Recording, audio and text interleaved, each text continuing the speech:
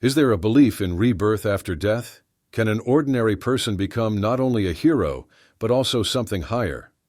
This young man became a sword spirit, a story full of mysteries and possibilities. The story credoldre, factor stories, warfrel vrelf, suffers mipes, fetusumrir, sanes dios.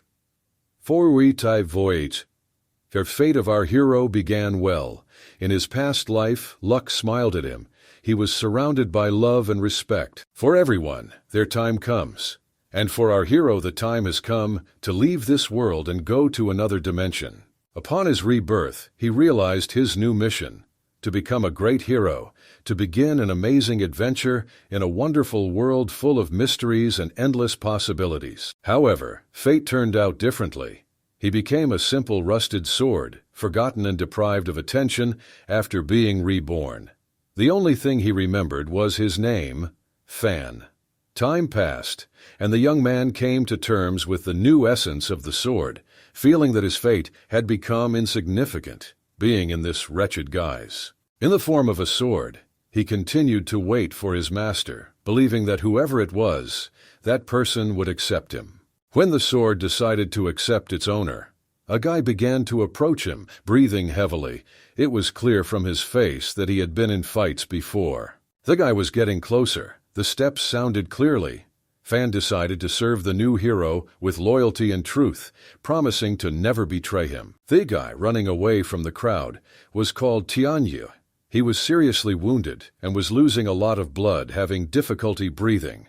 One of the men chasing him warned that Tianyu had little time left due to a poisoned dart that had hit him. Having run to the site where the sword was walled up, the young man drew attention to it, deciding to use it as the last chance to save his life. Fan realized that perhaps this was his new owner, and now he would cease to be a useless piece of metal, becoming a truly valuable thing, his own soul. The young man approached decisively and took hold of the sword, drawing it from the stone, preparing for the battle on which his life depended. When the young man pulled out the sword, Fan received an alert.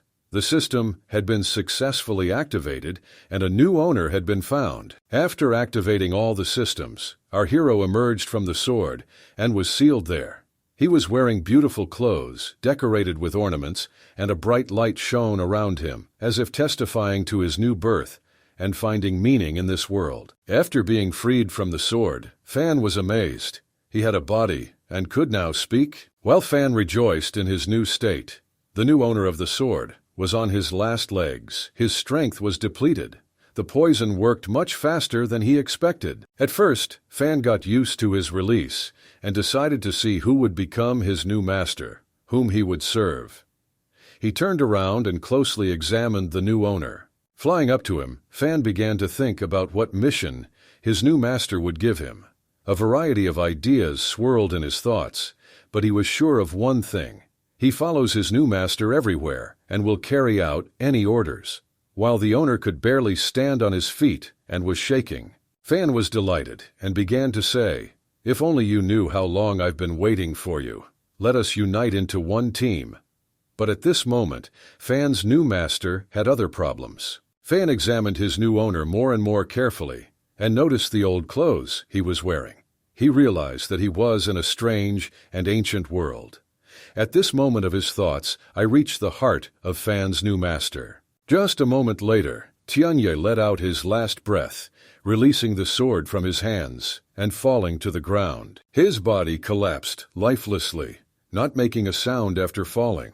The sword that had been released earlier was floating in the air and was already heading towards the ground, tending to fall. Upon landing, the sword hit Tian, and our sword system recorded that the owner of the sword died from this sword. Fan couldn't understand how this could happen.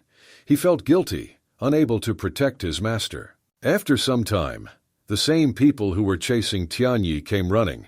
Fan had no choice but to simply watch all this happening. One of the pursuers noticed that Tian was already lying on the ground and was shocked to see his lifeless body, in whose chest lay a beautiful sword. One of the leading members of the company that was pursuing Tianyi approached. He declared that this scoundrel died from poison, saying that it was his right. Fan was waving his hand at this time, thinking the owner could not die so easily. He was saddened that he had seemingly just found a new owner, but their time together had passed so quickly. After examining Tianyi's body in detail, the man became thoughtful when he saw a sword protruding from his body. The spirit of the sword grieved over the deceased owner. What upset him was that it seemed that Tianyi had destroyed himself. An idea came to Fan, and he decided to test it.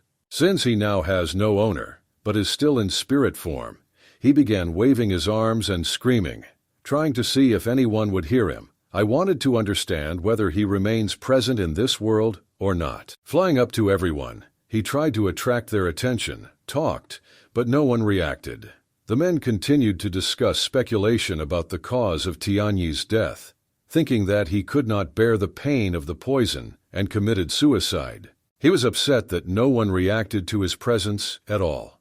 This upset him even more than the loss of his owner that had just happened. This really upset him. The meaninglessness of this rebirth. He could not communicate with people, did not see how the story would develop further. He didn't want to live another useless life, devoid of meaning and purpose. The group of people who had been chasing Tianya approached his body and began discussing his death. They thought his suicide was terrible and assumed he was complete crap. One of them remarked in fear, "Look at his sword. Even the hilt is covered with rust. No one has used it for a long time. How worthless it was." Fan fell into despair. Not only was he trapped inside the sword, but now he was even more despised. He wanted to understand the meaning of this new life, but it seemed that it would be easier to die. A little later, our hero felt better, and other people noticed that something strange was happening to the sword. Ours also decided to see what was happening. The sword that had previously pierced Tian and began to absorb his soul, leaving the owner nothing of this soul. Our hero saw a notification that the soul was fully incarnated, and he received 100 evolution points. After being absorbed, the sword began to evolve from an ordinary longsword into a Soul Eater sword. During this evolution, he felt a huge increase in strength. After this, the Soul Eater sword was picked up by its new owner, and after looking at it, Wang Ba was upset. He was upset that he became the new owner of this sword. Wang Ba was a rather old man with gray hair and a beard, but he rejoiced at having such an excellent sword. Our hero looked at him with disgust, realizing that he was just an old man. He has taken possession of me, but his fate will probably be short, thought the hero. After all, his sword will see many more new owners, such as the fate of the sword. In this world, war is highly respected, and there are 8 empires. The empire in which our hero is located is called the Tianba Empire. Among the numerous warriors, there are both weak and strong. The weakest were considered quasi-warriors, who had 9 ranks. They were followed by warrior kings, saints, and even gods of war. Outside the urban areas, there was complete chaos, darkness, and horror. Terrible and dangerous spirits raged there, posing a threat to ordinary people. Fan began to understand the system and learned that the divine sword absorbs the souls of these monsters to gain evolution points, while the owner of the sword can also receive rewards and acquire new skills by killing these creatures. The higher the level of the sword, the stronger the owner of the sword becomes. He thought about the fact that he had absorbed the soul of his former master, and the question what the divine sword could make of this worried him. As soon as our hero became the owner of the sword, the characteristics of the previous owner became available to him. It turned out that he was a second-level warrior who had rather meager interests: money, girls, and animals. Raising the sword above his head, the hero thought that this legendary sword, capable of absorbing souls, would make him a famous warrior and open all the doors of success for him. Heiderska skrives, Irakuri. His companions surrounded him, congratulating him for becoming tougher and stronger. He enjoyed this more and more, but pride began to overwhelm him. Fan endured this more and more difficultly. It even began to affect him physically. He didn't want his new master to get stronger. Looking at his master, he began to feel frustrated and began to think about how to become stronger himself in order to receive more rewards and learn new skills. The only conclusion he came to was this: he needed to absorb more and more souls. At this moment, one of the allies of the new sword owner noticed the terrible picture and began to shout, "Boss, look at this, look!" Pointing to what he saw, Wang Ba turned around and was completely distressed. Our hero just stood there, his face expressing no emotion. They watched in horror as the red-eyed wolf ate one of their comrades. This monster was level 3 and had enormous strength. They darkstraus der Furefs, Wangsvai Kravi Fina, Stangstaus Kurits, Aburan. Biotixite Stowing, Wangzadidzin Tongsign. Dangx's next moment, he tore one of his allies into 2 pieces, demonstrating his superiority over all these poor people. After completing one victim, he began to select the next one, scrutinizing everyone nearby. Before attacking, he let out an unbearably loud roar, demonstrating his strength in front of everyone present so that they would feel fear. This hellish sound echoed throughout the forest. One of the henchmen of the new sword owner trembled, claiming that this would be the end for everyone. The rest assured that there was no need to be afraid because they had this divine sword. Our hero also showed confidence and said, "Don't be afraid, you have me. Everything will end well." Wang Ba rushed into battle, shouting that it was just an ordinary beast that would soon go to hell. Our hero stood behind, grinning and wishing him luck in his victory. After Wang Ba began to move away, Fan felt something strange. The next moment, he began to be drawn back to the sword, and he realized that he could not get far away from it. He asked his new master not to engage so actively in the battle so that he could at least help him in some way. Wang Ba delivered a precise blow directly into the mouth of this predator to deprive him of his main weapon, his fangs. After some time, he made a precise strike with his sword directly at this beast, shouting, "Don't you dare underestimate me. I am strong and experienced." The wolf was hit right in the mouth. Having received this unexpected blow, the wolf jumped back to develop a new plan of attack. Wang Ba advanced with a grin, saying that this is all that a third-level beast is capable of, and added, "You are as weak as a hamster." The beast could not stand these words, and attacked Wang Ba. Jumping and opening its wounded mouth, he rushed with the intention of eating his opponent, while Wang Ba, completely confident of his victory, shouted, "I will immediately take you with my sword. You're just the next step towards my greatness as a warrior." After Wang Ba dealt the decisive blow and defeated the third-level beast, Fan began to feel proud of his new master, exclaiming, "Wow, I feel like I have a new special and powerful master." After defeating this monster, points for this red-eyed wolf began to be absorbed. 300 evolution points were credited. At this moment, Wang Ba rejoiced at his victory, shouting that he was invulnerable. His subordinate also encouraged him. When the young man decided to look at the accumulated points, he wondered where he could spend them and what skills he would acquire thanks to this. In the skills window, he found one option that interested him, the movement skill. The description sounded something like this: use evolution points and gain the ability to move. He thought, movement? It means I can be independent. Making a decision quickly, he chose the movement skill, hoping to find himself a caring and beautiful mistress instead of a grumpy old man named Wang Ba. After spending 100 evolution points to acquire the movement skill, the sword began to behave strangely and simply pound. Wang Ba noticed this and was extremely surprised. Shaking the sword meant the movement skill was fully activated, but then a sign appeared in front of the hero, indicating that there were insufficient evolution points to further use this skill. He was upset about this. At the same moment, Wang Ba looked at the sword and wondered if perhaps it began to move because of the confession. Sometimes the system may provide the ability to exchange evolution points for skills, rather than simply using them to acquire skills. The hero was disappointed that he was not told about this opportunity earlier. He would be happy if some kind of manual was available in the system, explaining the principles of operation of this system.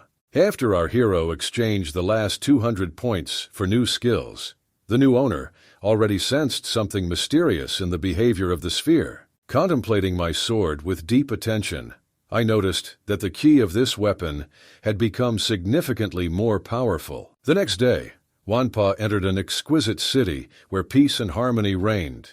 People wandered carelessly through the streets, carrying their burdens and simply enjoying the charm of life. Wangba entered one of the buildings, hung with various symbols and patterns, like a labyrinth of secret messages. Inside this building sat a man with a mustache, calmly enjoying his tea and smiling. He inquired, "What are your successes in our business?" Artikanagre Shoik Sayua. Wangba raised his head to Tianya and said with joy, "You wanted exactly this development of events." The man, peering into his head, began to ask questions about what Tianyi really was and what could have happened to him. He continued to talk about a forbidden secret that no one should know. The next day, he took his sword to one of the great blacksmiths and arms dealers. In search of a suitable sheath, he turned to a merchant who carefully examined the blade and noticed that it was too sharp, which made it difficult to select a suitable sheath for such an exquisite weapon. Fan heard all these conversations and was proud, because his sword was not forged by the hands of a blacksmith, but simply born magnificent. At this time, Wang Ba, full of pride, instantly snatched the sword from the merchant's hands, saying, "You can't even make a scabbard for it. What kind of useless merchant are you?" Interested, the merchant asked who created this sword, who forged it. When leaving, Wang Ba only said that he was not going to answer his questions. Leaving the forge, he was noticed by one of his subordinates, who exclaimed, "Boss, there you are. I was so worried about you." However, Wang Ba was not happy to meet this man. He simply waved a bag of money in his direction, saying, "Here is your money. Now don't waste my time and get out of here." Having opened the bag and poured out all the coins, he began to count them. It turned out that their number was so small that people around even began to show irritation towards Wang Ba. These people began to count all the coins he gave them, convinced that there must be some mistake. However, after recalculating and making sure there were no errors, their indignation did not subside. They were angry because their fellow citizens had died and Wang Ba had given them such a small amount of coins. Fan was also irritated by this whole situation. He realized that people had suffered in this matter, and Wang Ba was acting like a scoundrel. At this time, Wang Ba was enjoying some fun with the girls. Our hero approached him to see what was happening. He noticed a burning candle on the table and moved even closer. Seeing Wang Ba enjoying fun with a girl, our hero realized that his master was not doing anything useful at all. He seemed focused only on his pathetic and base pleasures. Considering all the actions of his master, he realized that Wang Ba was delighted to meet a third-level warrior. However, Fan was also upset that his master was still able to conclude a contract with such a person. A few moments later, he suddenly heard a strange sound and began shouting, "Who's there? Come out!" Fan thought, could he really notice me? Could he see me? In fact, Tianjin approached him with the goal of stealing his sword. Wang Ba, noticing him, began to shout at him, claiming that he was preventing him from enjoying this beautiful night. Tianjin was furious that he had been deceived. They agreed to pay exactly 100 gold coins, but Wang Ba gave them only an extremely small part of the promised amount. Now he came to take revenge and kill him, and also to take possession of everything that was promised to him. After this quick dialogue, Tianjin began to strike at Wang Ba. However, Wang Ba managed to dodge and threatened Tianjin to put his sword in place and hastily leave if he wanted to save his life. However, our hero was more happy to see Tianjin as the master, and he supported him with all his might.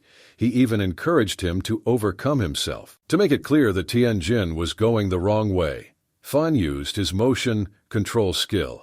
Tianjin, realizing that the sword in his hands began to tremble, began to realize that he had taken the wrong path and began to act more decisively. Fan began to encourage Tianjin, telling him to show him his strength and make him hand over the sword.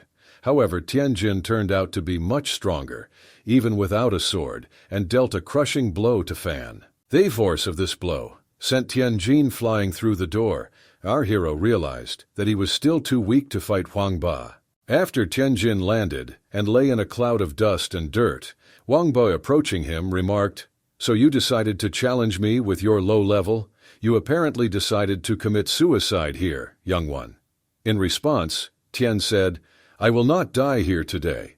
I came with a good purpose, to avenge the death of my wife." At this moment, Wang Ba smiled and said, "Have you really come to take revenge on me for this stubborn woman? You know, she was great in bed." Fan and Tianjin were shocked by these words, and Wang Ba continued to irritate them with his behavior. At that moment, Fan realized that as long as the real owner of the sword was alive, only he could use it. The sword's owner was Wang Ba, and Fan remembered that the system also mentioned that the sword's owner was granted additional stats. That's why Wang Ba was so strong. Clenching his fist, Fan accepted that as long as his current master was alive, he had every right to use the sword as he saw fit. He realized that even if he had his own skills, not using a sword as his main weapon meant he had no chance of winning. At this moment, Tianzi began to lose blood and did not have long to live. Fan noticed this and began to think about how he could help him. Having opened his system, Fan began to look for everything that could help Tianzui. He frantically searched for ways to help. He found one of the skills, Bloody Soul. This skill absorbs essence from the blood and briefly strengthens the one holding the sword. The blood fell on the sword and began to activate this skill. Tianzi did not understand what was happening to him now. His eyes turned scarlet, and he felt a surge of strength in himself that was not there before. He looked at the sword and began to think that perhaps it was only because of him that this happened. He hit Wang Ba quite hard. He was shocked by such a surge of strength from such a weak young man. Fan began to whisper, "Jing, would you like to gain true strength with me?" He stood and listened, realizing that this was his only option. Wang Ba didn't understand what was happening. Why has he become stronger now? Fan continued, "You know what needs to be done." At this moment, Tianjin began to inflict wounds on himself to activate the skill. Tenzu began to pour blood onto the sword, thereby activating the Bloody Soul skill. The more blood he gives to the sword, the more power he will receive. Fan stood over him and said, "Strength. I will give you all the strength that I myself can. You can defeat him." He watched as Tianjin grew stronger, thinking that perhaps he had already gone crazy. However, this was simply the use of a skill. After Tianjin gained strength, he began to attack Fanba with the words, "I may have gone crazy, but only one thing awaits you, death by my hand." Fan was also encouraged by this young man's determination and thought that they had a chance.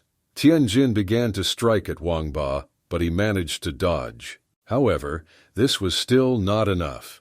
Wang Ba was many times stronger than Tianjin, even with his enhancement. Without much effort, he dealt a crushing blow to it. Tianjin, unable to withstand such a blow, flew into a weapon stance. It was difficult for him to breathe, difficult to move. He was completely crippled and did not expect such strength from the old man. Wang Ba walked up to him, and he bent down to spit all of his blood out of his mouth, before starting to say, "You're just trash. How did you even think you could beat me?" After that, he continued to say what he heard. "You have a younger sister. Yes, she is as beautiful as your wife. I will have to visit her." Fan did not like such words, and he crouched, condemning Wang Ba for his such gloomy actions. Gritting his teeth, Fan thought that his current owner was a real dirty animal. There is nothing human left in him, not to mention culture. In order to end the current master, Fi began to activate another of his skills. It was the Phantom Dance skill that gave him even more strength. After activating the Phantom Dance, Tianjin literally could not stand in one place and began to attack. Waving his sword, he shouted the name of the one he wanted to defeat. This was the only person at the moment.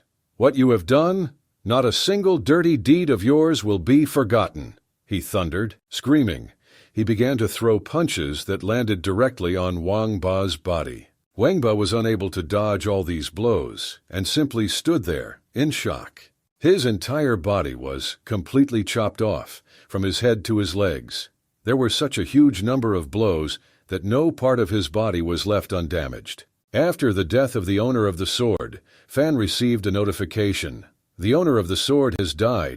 Absorbing the soul will bring 200 evolution points. He also noted that this skill is too cruel and phantom dance should only be used in extreme cases. After the death of the previous owner, the sword began to change in the hands of the new owner.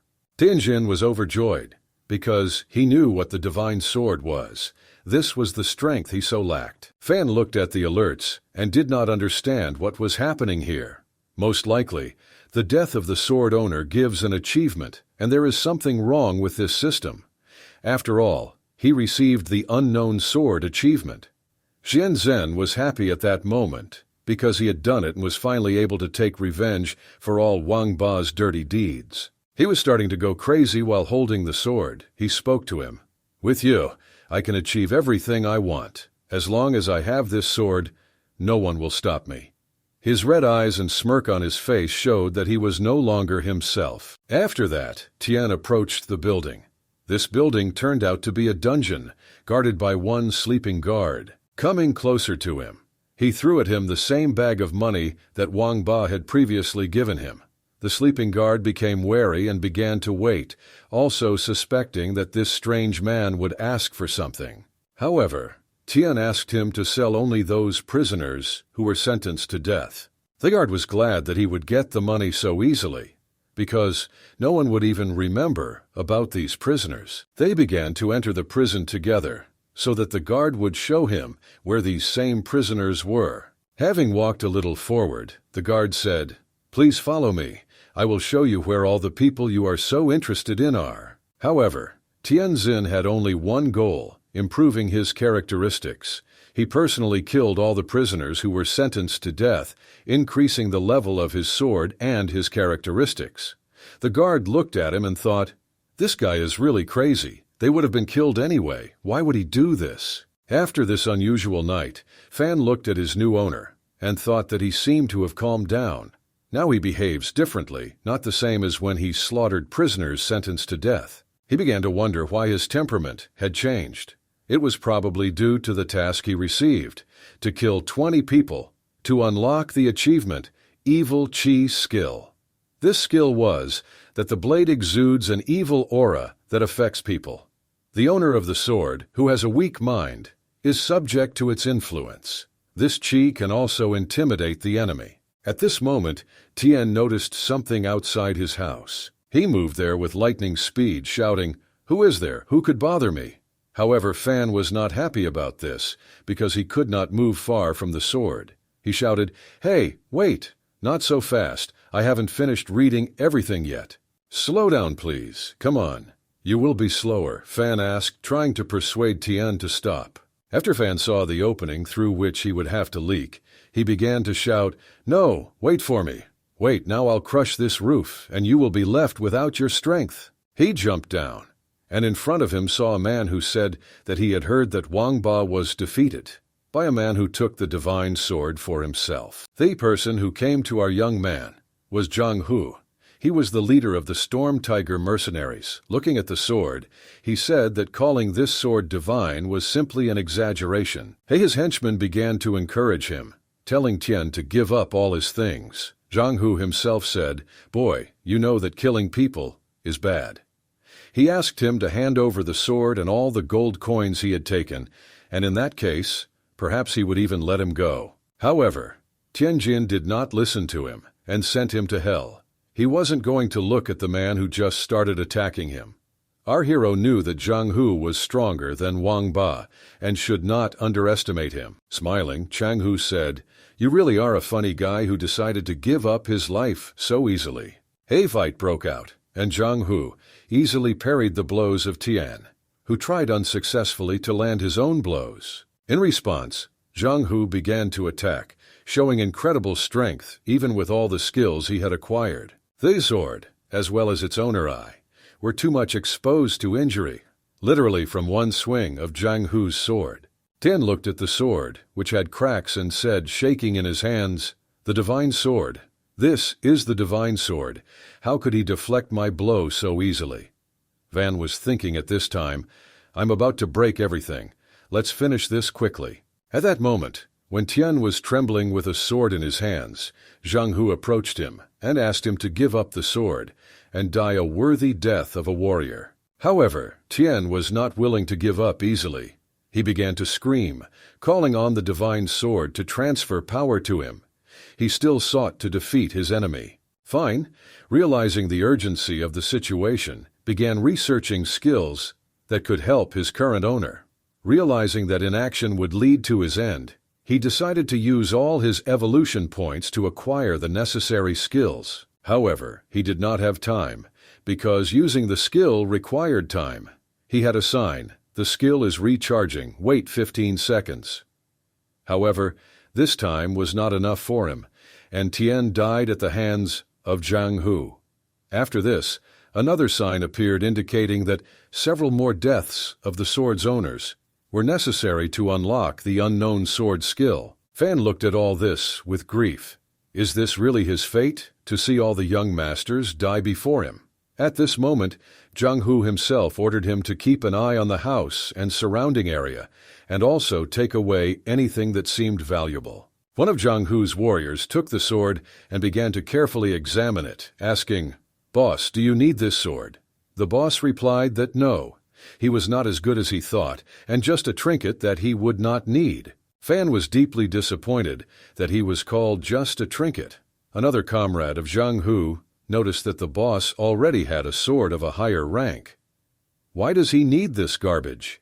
He began to bite this arrogant youth, saying that he did not understand anything. When the young man who took the sword realized that no one needed this blade, he decided to take it for himself, deciding that they could show everyone that the sword was not so bad after all. A new contract was concluded. This guy with hair named Yelan became the new owner of the sword. The next day, the usual everyday problems began. Yelan actively helped his comrades, carried things to the barn, as his elders ordered him, and simply tried to help everyone around him. After a hard day in the evening, Yelan went for a walk. There were beautiful girls around him, who offered him fun. Fan didn't understand how he was going to become the strongest by doing what he was doing now. Fan was completely disappointed in his new owner.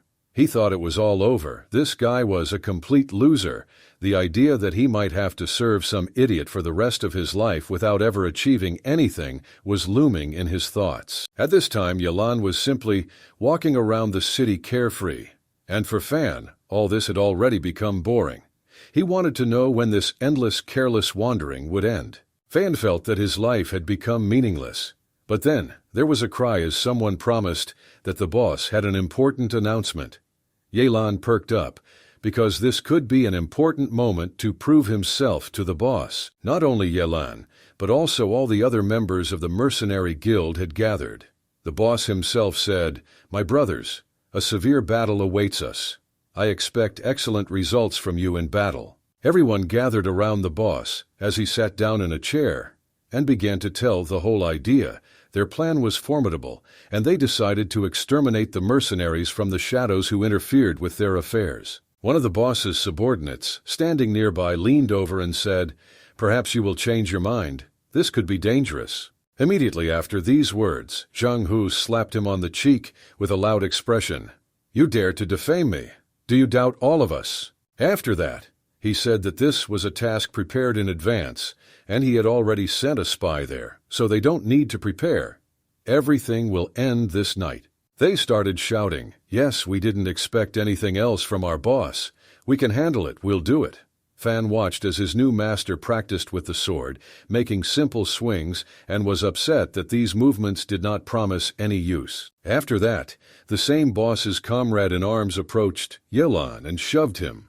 Yelan, seeing him, staggered and asked, "What do you want from me?" The guy who hit the new owner of the sword invited him to fight. Fan noticed that this was just arrogant trash, and decided that it was high time for him to show who was the strongest here. Beders, fake sturits, borafuria, kakraber kudritu slag trosa, salserfel, linden de t prijks, sjalk seti. Yore, chikes. Saralan was too focused on achieving one goal, to continue to improve. He talked himself out of not paying attention to that guy. Hadra! He continued to swing his sword, which was of no use. Fan at this time was upset, thinking, well, at least you should notice it more strongly, so that it will be of some use. Fan was worried. After all, he was already beginning to wonder whether he could at least get a couple of evolution points with the new owner, or whether he would also remain one of the mediocre swords. Fan did not give in to the thought of killing his enemies in order to become famous. Instead, he dreamed of earning a lot of money while working and giving a huge house to his mother. Fan looked at his new master and realized that he now at least had a more honest owner than the previous one, even if this new master was less talented. During training, Fan began earning evolution points. This shocked him, because he did not suspect that even in such a ridiculous way, one could become stronger. He trained harder and harder, repeating over and over again, get famous, make money, get famous, and make money. That was all he needed. Watching him, his new owner agreed. Okay, now we will work together. I will help you in any way I can. After training, night fell, and the boss and his team began to attack the opposite Shadow Guild. The boss announced that they will attack on command, and now they need to be completely focused. His subordinates agreed and quietly crept further and further into the jungle of their opponent. However, the owner was worried that his training efforts might be in vain, and he might not succeed. Fan supported him. What are you saying? Don't devalue us. We can do anything.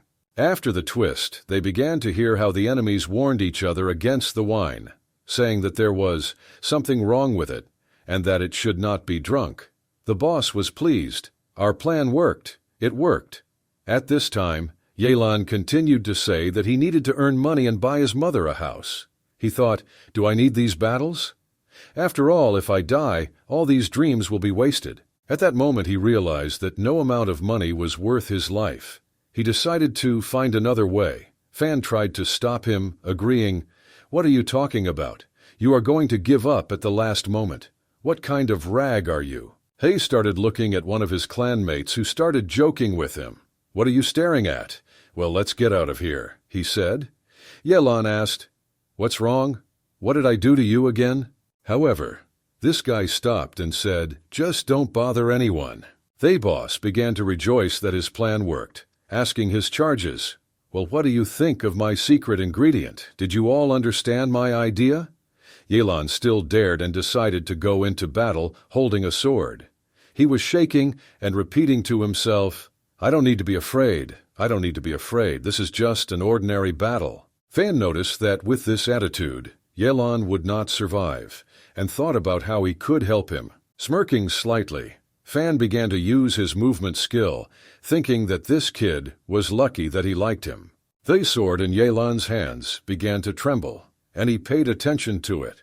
After that he thought, the sword has been trembling all this time. You are supporting me, right? He perked up when he saw that even the sword was supporting him. Okay, I'll do my best, he said. Fan also saw fire in his eyes.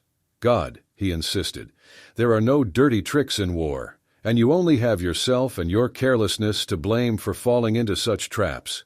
After that, the boss said, guys, we don't wait. We'll all go on the attack at once. We must win. Fan and his new master were excited about their first real battle. Their blood began to boil. So their great battle began.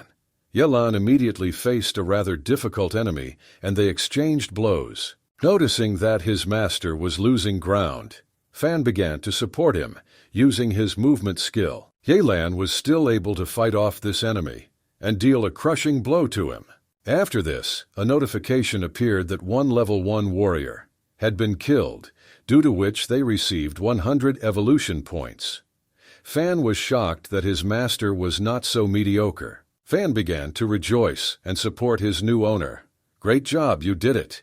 He used the movement skill to show him that he was happy for him. Fan began to realize that the time had finally come to earn points and level up for real. Warrior after warrior, he defeated everyone he could meet. His blows were merciless and merciless, aimed at the weakest points of his enemies. Fan looked at all this and realized that his master was quite good, but he tried to warn him, if he kills too many enemies, he will begin to be affected by evil chi. Fan was worried whether he could withstand the influence and not go crazy. Just a moment later, Yelan launched into battle with wild eyes. Fan realized that his master could not withstand the evil Qi at all. He began to destroy enemy after enemy. Heads fell off the shoulders of absolutely everyone who stood in his way. One of the enemies suddenly began to attack Yelan in order to avenge his pre-dead brother. He struck him, saying, "How dare you? This was my brother, the only one I could trust in this life." The blows were struck at Yelan with incredible force. He then kicked Yelan, sending him flying far back. "I am starting to walk again." This is how he shouted, "I will avenge my brother. He will not die just like that." Yelan said, "Dream on the spot, but I can't just die here." Fan watched as he now had enough points to activate his second skill, Phantom Dance. After activating the skill, the sword enveloped the country in a strong aura. Alice began to repeat, "I will not die. I will live. I will not die. I will live." With this mindset, they began to use the Phantom Dance skill to defeat the guy who had come to avenge his brother. He used this skill to leave many holes in his opponent's leg and defeat him. Afterwards, our hero received a notification. "The soul of a warrior of the first year has been absorbed into me. 100 evolution points have been received." Fan looked at this and thought about it. Perhaps it was his imagination, but Elan stood up much stronger. Elan also noticed this and thanked his sword for the services rendered. After that, Fan relaxed and took back his words. Now he did not consider his new master a complete failure. At this time, the leader of the Shadow Mercenaries raised his head up above all of his. The boss said that Saran Honey in the Shadow Mercenaries were completely exterminated. All his subordinates rejoiced at the victory, that they were able to reach the top. Ufa below, a notification appeared that you had reached the conditions of evolution, and he decided to try to do it. After the evolution began, the sword was enveloped in a strong redness, and evolution began. It was awarded quality C. Yelan also noticed that the divine sword had begun to evolve, and he was happy about it. However, Fan was upset that after the evolution, his clothes did not even change, only his characteristics increased. After that, he came to collect his reward for this sortie in battle. He defeated 6 people. Because of this, he received 600 gold coins. Receiving the money, he thought, "Yes, this money is enough for me to buy my mother a big house. I will finally fulfill my dream." How could he suddenly show himself like that? Something is clearly wrong here. They wanted to follow him and find out all his secrets. After which, they looked closely at his sword, thinking that the whole point was in the sword, and not in Alana himself. Yelan wasted no time, and began to train even more hard with his sword, in order to become even stronger. Yelan noticed that the sword seemed to have changed. He held it, and noted that she had already gone with even stronger. He wondered if this happened after he killed all those enemies on the battlefield. One of the people who followed him was shocked by what he saw. Ilian wondered if his blade was so skillful, then perhaps it would be worth trying different techniques, taking advantage of the new power he had gained. This new move was a simple lunge with a sword. He hoped that with the strength he gained, this technique would become more effective. But even with new strength, this technique turned out to be insufficient. The result was only a slight stirring of dust, and he immediately sensed that something was wrong. Taking the sword, he began to increase his strength, thinking that perhaps the source of the power was simply insufficient. He added more and more energy to the sword, trying to strengthen it. His next attempt was more successful. His movements became more precise and graceful. Everything looked more majestic, and he felt it in every movement. Joy overcame him, and he realized that in order to use more powerful techniques, he needed to invest more energy. However, such powerful blows quickly drained all his energy, and Elan fell to the ground, needing to rest. Lying down, he admitted that he was too tired. At the same time, he realized that self-improvement is not the easiest task, and more effort is needed to achieve significant results. At this time, one of the guys he met in the shop was watching him. He noticed that it was not just about Elan, but rather about the sword itself. Approaching him, the second guy said, "I remembered where I saw this sword. We had a chance to get it." At this moment, they remembered how they managed to steal the sword from Tianjin. However, they did not expect this sword to be so useful and powerful. Fan noticed that two guys were watching Elan. "Hey there." He began to think that this did not bode well and that something unpleasant might begin now. At this time, they approached Elan, who was lying on the ground, and said that he was too relaxed, that he needed to work more. Then they took his bag of money and said, "Listen, this bag of money is not so important to you anymore, because we are too kind to you. We are ready to exchange it for your sword, which is useless to you."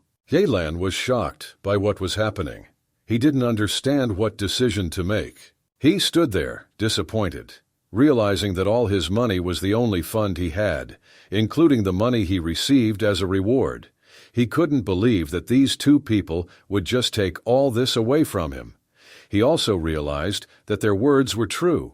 Weak people often resort to the most vile methods. In an attempt to demonstrate his determination, Elan used his movement skills to show that they were now stronger and capable of showing these two weaklings that they had chosen the wrong path. Elan became angry at them.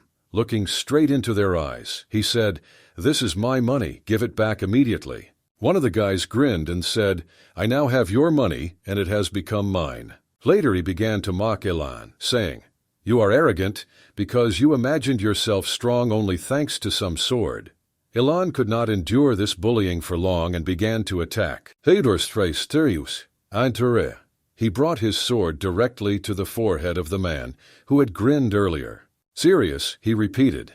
"Give me my money. I'm saying this for the last time. After that, I will begin to act."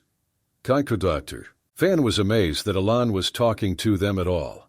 After all, in his opinion, all thieves deserve death from the moment of their birth. Elan brought the sword closer to the forehead of this arrogant young man, hinting at his seriousness and readiness to act, making his intentions clear. This guy asked his accomplice to help him attack Elan, to teach him a lesson that this is not the way to do things to them. Together, they began to attack our young man, in the hope of taking the sword and leaving with him a bag full of coins. Elan also did not waste any time and rushed to attack his opponents.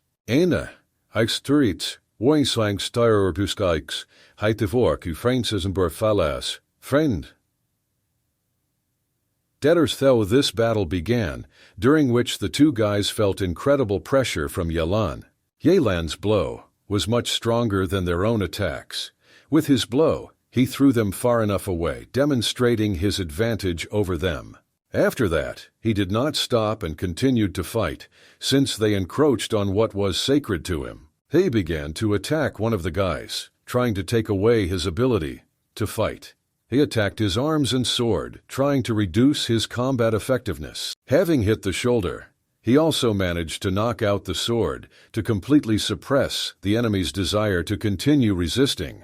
Noticing that the enemy was preparing to attack, he decided to get ahead of him and attack first. Elan attacked as quickly as possible, and the enemy did not expect such a swift attack.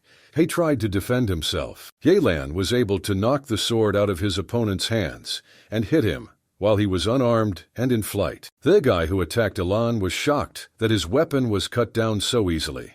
Elan raised his sword to his forehead and said, "Don't blame me. You yourself refused to return my money and took what belongs to me." This man was shaking with fear, sensing that he might be killed. Previously, he kept asking if he would get his money back. But now, with a sword to his forehead, Elan said, "Choose. Return to me everything that belongs to me, or I will deal with you." The guy who was presented with the sword told Comrade Bao to return all the stolen money as quickly as possible. He insisted that he hurry up, saying, "You hurry up, don't slow down. This money is not yours." He replied, "Yes, now, everything will be done." Heders Fredrik saugt, I vervolgens, over dat fringere, theufre.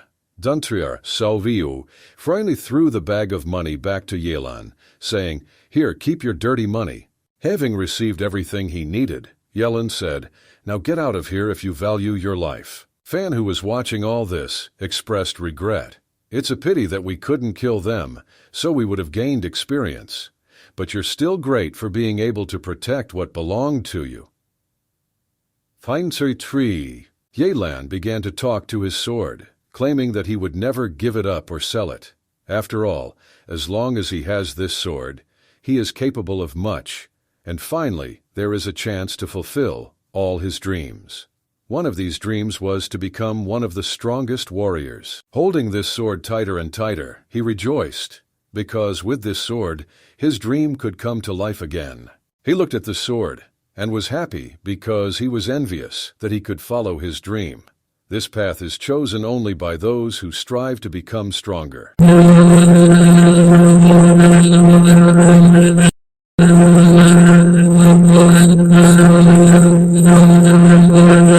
Approaching the boss, he grinned and said, "Well, let's see what you do now, and who will have your pathetic piece of iron left." Yelan felt something bad. He knew he shouldn't have gone to the boss, but he couldn't help but obey. He came to his boss, who said, "Elaine, I've heard a lot about you. You are improving every day and you have a new sword." Yelan looked at him silently, waiting for his boss to continue his words. However, he decided to just agree and replied, "Yes, boss, I'm training to become stronger and be more of a help to you." At this point, the boss praised him, saying that it was important for all guild members and warriors to strive to become stronger and better, and added, "You did well." He then remembered the sword he had given to his boss and asked for it back, explaining that he had found a better use for the sword. Yelan felt scared because the boss found out that this sword was not an ordinary one, and he didn't want to give it away so easily. He froze and did not want to answer. The boss asked him what was wrong, why he couldn't just give up the sword. Yelan replied that everything was in order, that the sword was in his room, and he would bring it right away. After these words, he began to run to his room. He wanted to convey that he would never give up this sword. With its help, he hoped to fulfill his dream and stop buying insignificant. Yelan ran to the place where his room was located. At this time, the boss called one of his subordinates and gave him a weapon. Later, the boss began to wonder if this sword was special. By his appearance, he seemed the most ordinary, but for some reason, Yelan did not want to part with him. The boss ordered him to take a couple more people and bring the sword to look at it for himself. The subordinate replied with an evil smile, "I understand, boss. I will do whatever you ordered." In a hurry, he did not pack all his things, realizing that he needed to leave urgently. He knew that they would soon catch up with him, because his boss would not leave him just like that. Yelan was determined that no one would dare take his new sword away from him. Even his boss, Zhang Hufan, understood that this would not end just like that, and the night promised to be restless. While Yelan wasn't leaving his room, he saw several men standing in front of him. He became wary and froze in place. They said, grinning, "Well, did you miss home so much that you packed up all your things and decided to leave us so quickly? Didn't they order to give up his sword? Otherwise, this piece of iron will no longer be needed for the dead." Yelan started screaming, accusing them of telling the boss. He asked how they dared to demand the sword.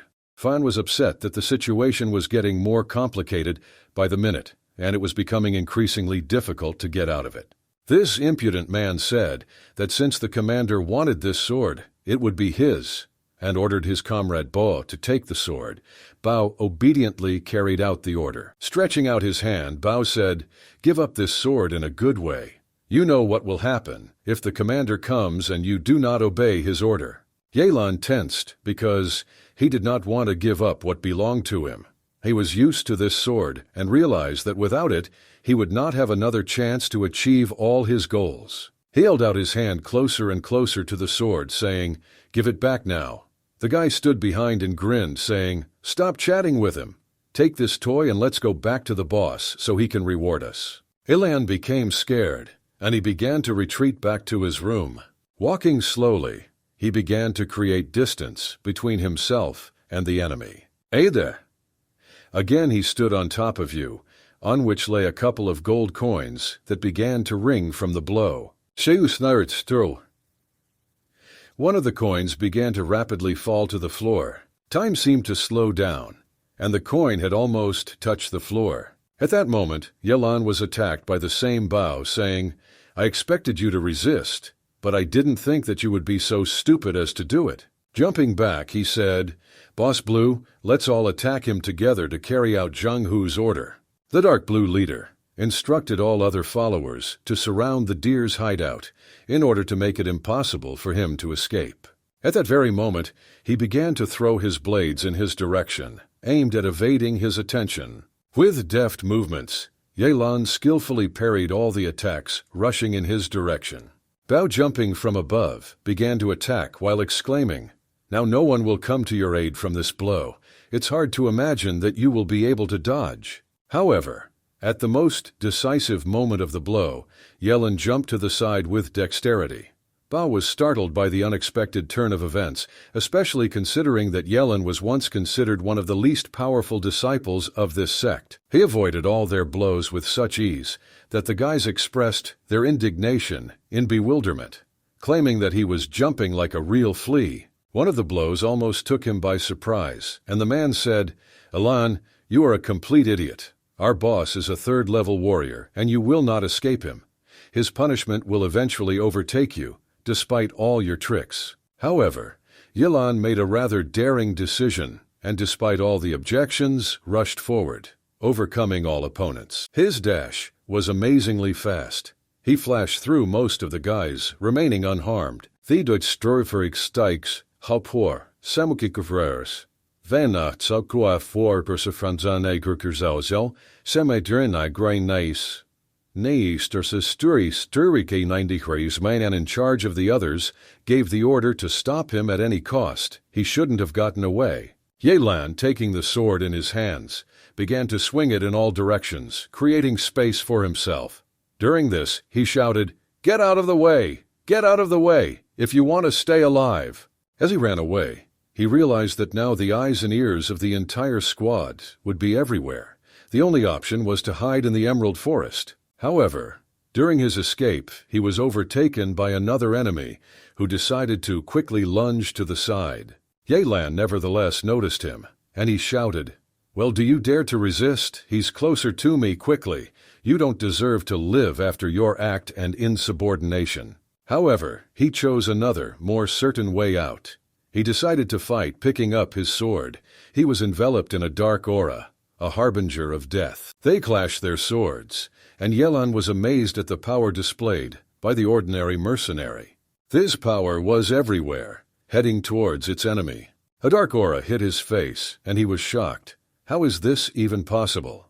There was puzzlement in his gaze. He expected what would happen next. An unknown substance began to corrode his face, and he felt a sharp pain.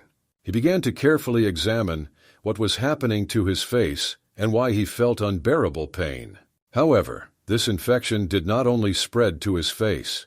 His eyes began to bleed and tears flowed.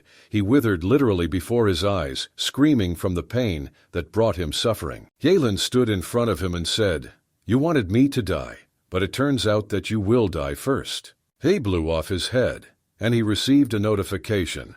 100 evolution points received for killing a first-class warrior. After the warriors who were pursuing him reported to the boss that they failed to catch Yelan and suffered losses, the boss flared up with rage. He was angry that some brat named Yelan dared to challenge him. The boss promised to take his revenge. Yelan, taking with him his few belongings, ran as far as he could. I, like our hero, realized that there was no turning back. After the boss began interrogating all of his men who were pursuing Yelan, his eyes began to turn towards them. He asked, "Where did he go from you?" One of his subordinates responded that he had been spotted fleeing into the Emerald Forest outside the city. The boss looked warily at his subordinate and said, "The Emerald Forest means that's what his plan is." The boss gave orders to his men. They were to go and guard the entrance and exit from the Emerald Forest He also warned that a dangerous time had come and forbade entry into the forest itself. Yelan ran into the forest itself, sat down on the rocks, and decided to rest. After all, he was already able to successfully break away from the persecution. Yelan began to think, what are we going to do now alone without any support? As he reflected, he realized that this was not a world where the strong protected the weak. Here, the strong eat the weak, and you need to become stronger. Sooner or later, at this rate, you will die. Yelan carefully examined the area and realized that it seemed that he could hide in this forest, at least for a while. However, he heard strange sounds behind him, as if someone was approaching. Looking down, he noticed scary animals. These were iron-maned boars, animals of the first level. However, their body was covered with iron-colored bristles, and they were able to completely deflect damage from attacks, including those from iron weapons. They posed a complete threat to Yelan. They were quite scary, with huge fangs and a very sinister appearance. However, Lan was not worried about this either. After all, these were just first-level beasts, and with his sword, he could easily deal with all of them. He stood waiting for the attack of these beasts, thinking, well, now is the time to improve his skills. As soon as they attacked, Yelan used one of his techniques and cut down 3 boars at once with one blow. Fan thought that his master was a complete fellow, and finally he received evolution points. He wished Yelan to continue to look for such animals. These animals lay completely covered in blood, defeated, and showed no signs of life. Yelan approached the animals and knew that iron-maned boars usually avoid people. He became wary, realizing that they themselves had come to him. Apparently, something is going wrong at the moment. After this, Fan noticed something strange. He and Alan began to examine everything around for danger. Yelan was shocked by what he noticed. It was a herd. Many monsters were running from all directions, trying to find new prey. Yelan cut down monster after monster, and Fan at that moment thought that their number was simply amazing. How could this even happen? Yelan had fought long and difficult battles, and he was already less confident of his victory. At this moment, Fan noticed that he had a bad feeling and needed to do something to save his new master. His senses did not disappoint, because a huge spider attacked them from above. Fan tried to notify Yelan about this, but he could not hear him. But Yelan was still able to see this monster. The warriors that Boss had previously sent to guard the entrances and exits of the forest were eagerly waiting for Yelan to come out. Another scout came to them, asking what happened here during his absence. However, nothing new happened. No one ever came out of the forest, and no one entered. He thought that several days had already passed, and there was still no news. How could he hide in the forest and still not come out? They thought that he had already died in this forest. At this moment, Yelan was fighting against countless enemies. During the battles, he lost one of his arms and was completely bloodied and exhausted. However, he had more determination than ordinary fear or fatigue. He was ready to fight even further against all opponents who could come his way, even with a missing limb. The animals, hearing his menacing cries, began to run away from him. After that, he exhaled, because there was not a single animal left near him who could hurt him. Fan was happy for his master because he was able to hold out for 3 whole days this year, and the message was not with what it was at the beginning. He has grown greatly in level and characteristics. Clutching his sword, Yelan felt strong, and Fan was proud. After all, his owner has come to the conclusion that he is now firmly on his feet and is not afraid of fighting even with stronger opponents. His sword also received new characteristics. It received Class B. Its main element became darkness, and he acquired several additional passive skills, which he also upgraded to rank B. Fan also noticed this and was glad that this time the evolution was a little different, and the sword's owner was simply given additional effects. However, he was upset that the improvement of evolution had not changed at all. Yelan, after he gained more strength, noticed that he began to feel better about his strength acquired with the help of this wonderful sword. Having begun to hunt in earnest for the sword and Yelan, He gathered all his minions and sent them into the forest in order to find Yelan and bring him to him, dead or alive. Everyone accepted this order. It was a dark, unenlightened night in which change had to happen. Yelan decided that he had been here too long, and it was time for him to leave this forest to be safe. The next morning, he was able to reach the inn, where he wanted to replenish his supplies of food and strength. He sat and tried to eat tightly, because he understood that he might not be able to do it again in the near future. Fan flew around the food and also wanted to feel its taste. At this time, Yelan heard someone discussing him. He noticed this. These were the same 3 henchmen. They discussed how they had never been able to find his body and had sent another team today.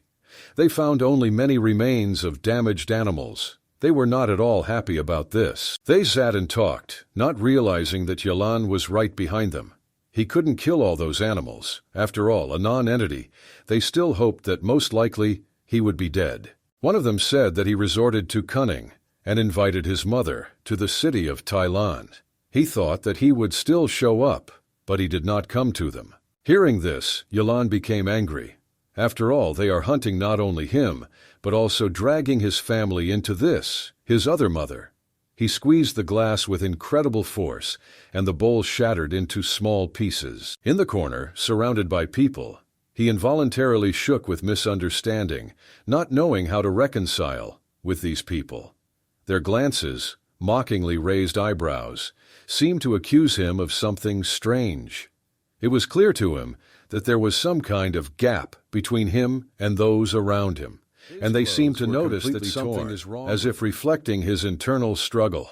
The bloodstains on it indicated a recent fight, leaving traces of this dark meeting with fate. But simply mistaking him for an ordinary cripple, they saw that he was not even able to hold a glass in his hand.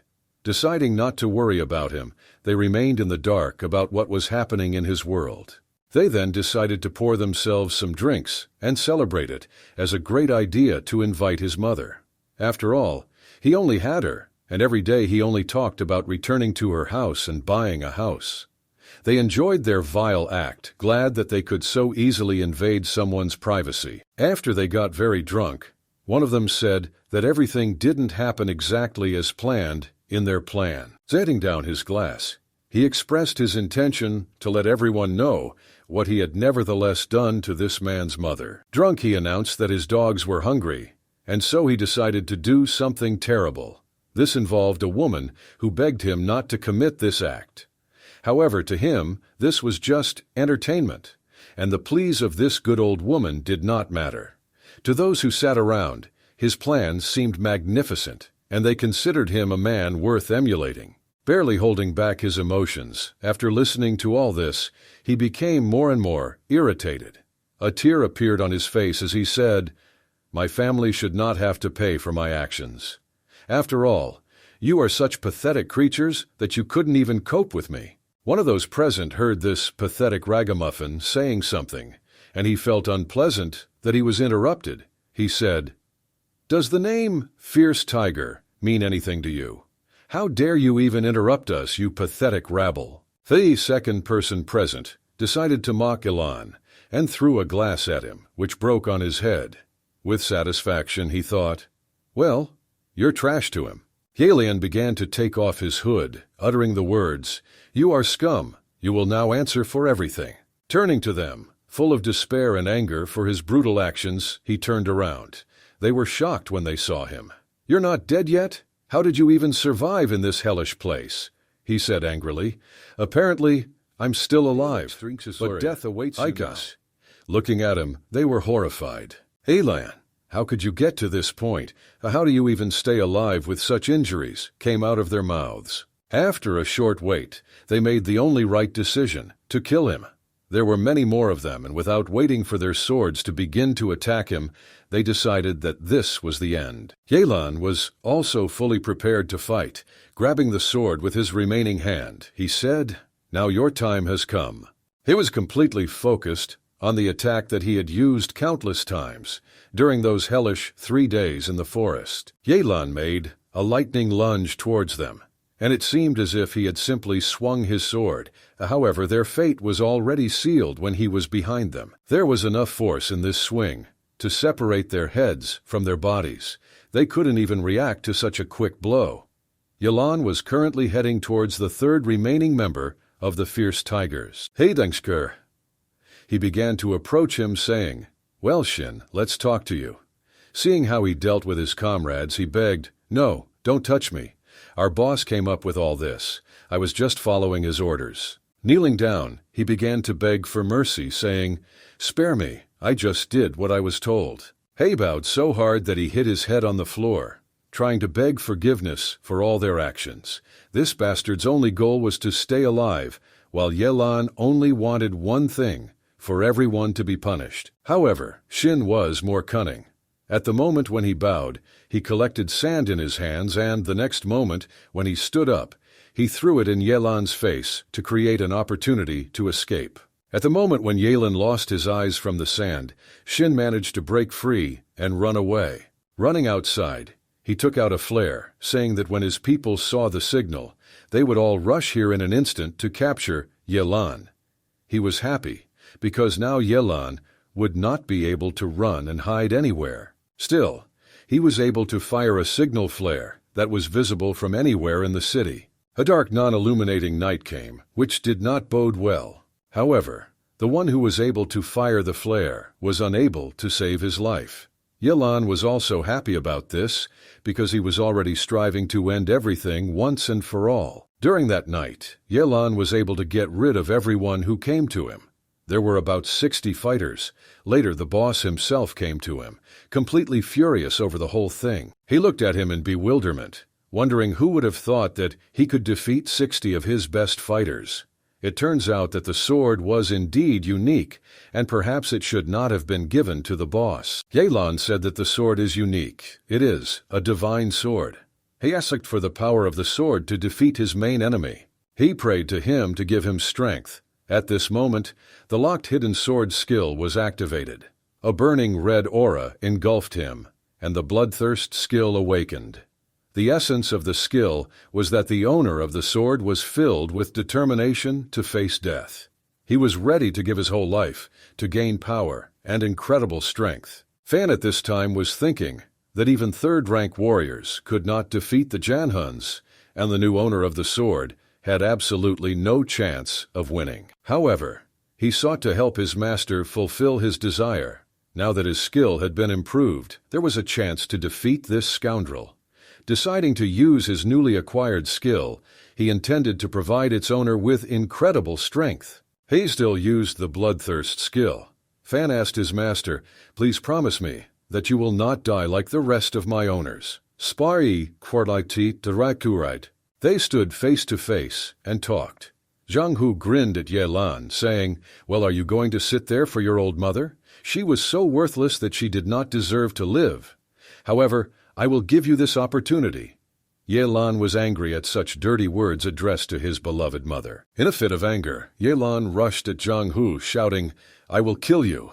Zhang Hu looked at him at that moment and grinned, thinking that he was just an insignificant warrior and could not do anything to him. During the attack, Yelan threw just one punch, and Zhang Hu flew high into the sky.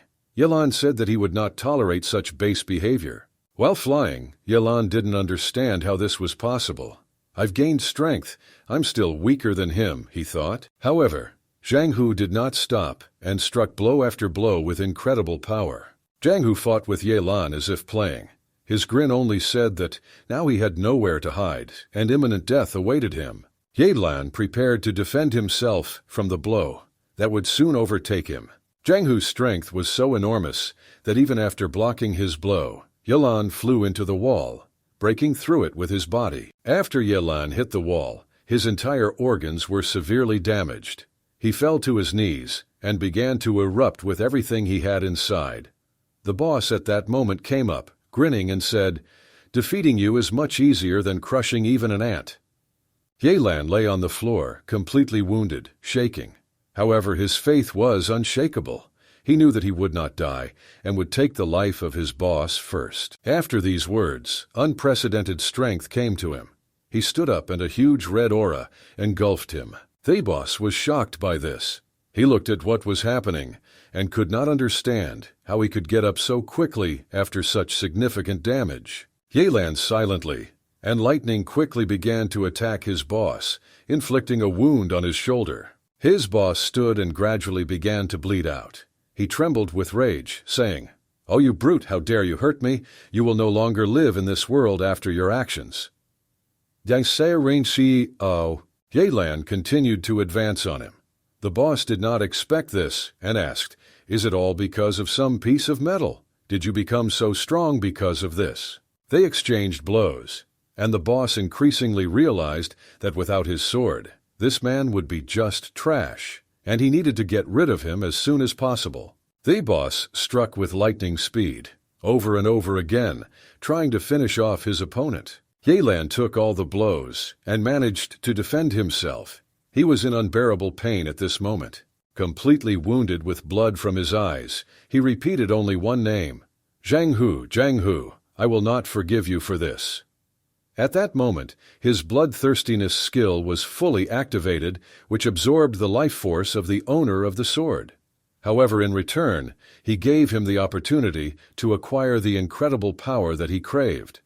And the more life force he gave, the more power he received. His eyes filled with rage and determination to defeat any enemy that was possible. It was no longer like the look of an ordinary person. He delivered a crushing blow to his former boss's torso. He could not dodge this blow. His sword was also cut by this mutant, and he screamed in pain. Yelan walked up to him and silently watched as he coughed up his own blood. The boss understood that he did not have long to live coughing. He asked to wait a little so that he could tell him something. However, Yelan died much faster. At this moment he said goodbye to the new master, who still fought for his goal until his last breath. At the time of his death, a terrible downpour with lightning began to fall. Fan said goodbye to his master, wishing him to go to a better world and fulfill his desire, to buy his mother the house she had always dreamed of. The very next day, we hear a conversation between several people. One of them asked, "Manhwa, have you already collected the security fee?" Manhwa was a young guy with dark hair, who timidly replied, "No, I haven't made it yet." After this answer, the bald gentleman slapped him in the face, shouting, "You can't get anything anymore. Get out of here." Holding his face, Manhwa listened, as he was called mediocrity. He was asked to collect everything before evening, otherwise the most severe punishment would be applied to him. In pain and feeling untalented, he said, "Yes, I will try to do all this."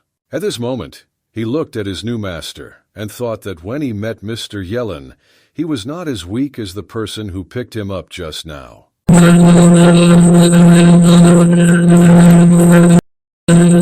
He said to him, "The day will come when I will kill you for treating me so badly." Looking at his sword, which he was able to pick up, he thought, "But first we need to sell it at a good price, because it looks like a rather expensive thing." Fan looked and did not understand. "What to sell? I am not created for sale, and there is no need to sell me." A little later, we learned that after the burning, Manhwa came to this place to see what was there. In front of him he saw several skeletons and pools of blood. Looking at all this, he was horrified. All that remains with these warriors are their bones. He thought that they had died a long time ago. He looked with caution at the things that remained with these warriors, with a desire to get rich. He wondered what he could take for himself, and noticing a rather interesting sword, he thought that now its owner, "You are no longer needed, and you are probably worth a fortune." He decided to take it for himself. He cringed, realizing that he would have to take the things from the person who had left. However, his desire to get rich turned out to be stronger. By extending his hand, he lost a part of himself. "Manhwa is not afraid of anything," he repeated to himself, like a mantra, to calm his soul. Picking up the sword, he took on the role of the new guardian of the world. He rejoiced at the new responsibility, realizing that the one who had left had no more need. "A magnificent weapon," he whispered, realizing its greatness and responsibility. After that, he decided to return home, holding the newly acquired sword in his hands. Opening the door with his foot, he told his wife that he was hungry and asked to prepare something for the table quickly, because today he still had to leave on business. Upon entering, he saw his wife and a guy in a pink shirt sitting in an embrace on their shared family bed. He just stood there, silently watching what was happening. He shouted at his wife, "Oh, you treacherous, unfaithful, I loved you and you began to cheat on me." The guy in the shirt asked, "Is this your husband? He's a completely poor man. Did you love him?" She replied, "Yes, this is my husband." After that, the guy in the shirt began to beat the manga so that it would not interfere with his happiness with his wife. From the blows of the Manhwa, he fell onto the table, breaking it right in his own home. Putting his foot on his head, the guy in the pink shirt said, "You won't say that I stole your wife?" He offered him 1,000 gold so that his wife would leave with him and no longer interfere with their happiness. Throwing the coins on the floor, the Manhwa noticed 1,000 gold pieces. "Will he really give me that kind of money for my unfaithful wife?" he thought. Noticing that there were many more coins in the bag than he expected, he began to make excuses. "Of course, I'm not sure that this is right, but maybe this will be the best solution. Maybe her fate will be much better without me." Manhwa Shakar Durel. Hader. He started checking the money and said, "You can go anywhere with her. Go away, get out, leave me with your money." This was his way of avoiding grief, since his new master was hopeless. He longed for another master. At this time, a fat short man approached his house, shouting, "Hey Manhwa, where is this thing that you wanted to sell me, and that tells something?" Opening the door of his house, he said, "This thing is in my house, come in, I'll show you everything." The short man began to mock Manhwa, saying that he had just seen Juan walking in the arms of his wife, and mockingly asked, "Has a woman finally abandoned such a non-entity like you?" Manhwa did not want to continue this conversation. He told them to shut their mouths and do what they came for, just buy. Theta walked in and started asking, "What did you say to our boss? Repeat it." When they entered his house, they smelled an unpleasant odor and began to ask, "What happened here anyway? What military operations took place in this house?" Manhwa could no longer tolerate these humiliations. They laughed at him, saying that the house stank so much that they could not stay here. However, this was his home. He looked at the sword and realized that perhaps it was not only them who needed to sell it. Manhwa's thirst for revenge was awakened, and it was noticed. Someone was glad that this pitiful owner had finally awakened his fighting spirit. Resolutely taking his sword, he decided to hide it so as not to sell it, but to preserve it for future use for its intended purpose. After he hid the sword, he began to apologize, saying, "I'm really sorry, but it seems like my things were stolen and I can't find them." One of the warriors accompanying the fat short man said, "Stole? Are you serious? We came here in vain. Give us back our money." Manhwa was disappointed at that moment. He was mistaken. His new master turned out to be a coward. The warrior was increasingly annoyed by this, and he shouted, "Did you dare to mock me, my master? You won't want to live." He threatened that in this case, they would simply burn down his entire house. Manhwa began to beg him, "Please don't do this. This is all I have left, sir. Please don't do this." At that moment, the fat short man and his guard began to slowly walk away. After they left, they threw a torch into the thatched roof of the house. The flame consumed everything in its path, and Manhwa, looking at it, shouted, "No, this is my home. This is all I had." The warrior said, "No money? Then you too must burn alive like a non-entity. You lived insignificantly, and you will die insignificantly." Manhwa watched as his house, all he had left, burned. He was powerless to do anything about it. The flames consumed his entire house, leaving no chance of putting out such a huge fire. Sitting in a burning house, the desire to live died away.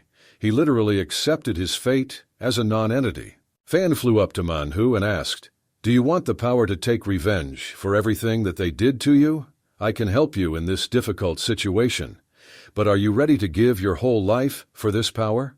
Manhwa's mind began to cloud, and he was ready to give even his life for the opportunity to take revenge. And so Manhwa's hand reached closer and closer to the sword. Fawn repeated, "I can give you strength, just take me, and accept my conditions." Manhwa accepted this offer, grabbing the sword, which began to be enveloped in an ominous red aura. His eyes shone with a bright light. Having picked up this sword from the floor, he was left absolutely alone in the burning house. However, he already knew what he would do next. His entire house was completely engulfed in flames. There was no chance of returning it. He became angrier and angrier. His rage flared up like a flame. Vidis tawati kria, agursakre. Wangs, hangre forex, argri fakurov, swakarkiferna iagiore di koe toai sabrindra toa. Guards of the fat little man simply laughed, claiming that he was defective since he could not even protect his home. Suddenly, an explosion was heard behind them, and they were shocked by such a loud sound. It was Manhwa, heading towards them to take revenge for his home. As he approached, he shouted, "You will go to hell for what you have done." One of the warriors turned to look at him, meeting Manhu's gaze. He, still considering him a failure, swung his hand, preparing to strike, and said, "You are worthless. It's time for you to die." Manhwa was no longer a weak youth. He gained the power of the sword and easily decapitated his opponent with just one blow. The fat little man began to cry and shouted, "Scar, no! How could you kill him? Why did you kill my warrior?" Touched by his power, an aura surrounded him. He almost lost his mind, laughed, and said very weakly, "They are all very weak." Looking at the rest, he said angrily, "Now it's your turn. No one will leave here so easily." They were discouraged by his determination to attack them, and said, "No, wait, no need. We will atone for everything." Manhwa was incorruptible. He defeated both, receiving evolution points for it. He laughed and was happy, because it was a pretty good experience for the new owner. Looking at his burning house, he realized that these people were already dead, and no one would definitely look for them. He sought to gain strength so that he would no longer be afraid, and in the future be able to defend what he considered to be his by right.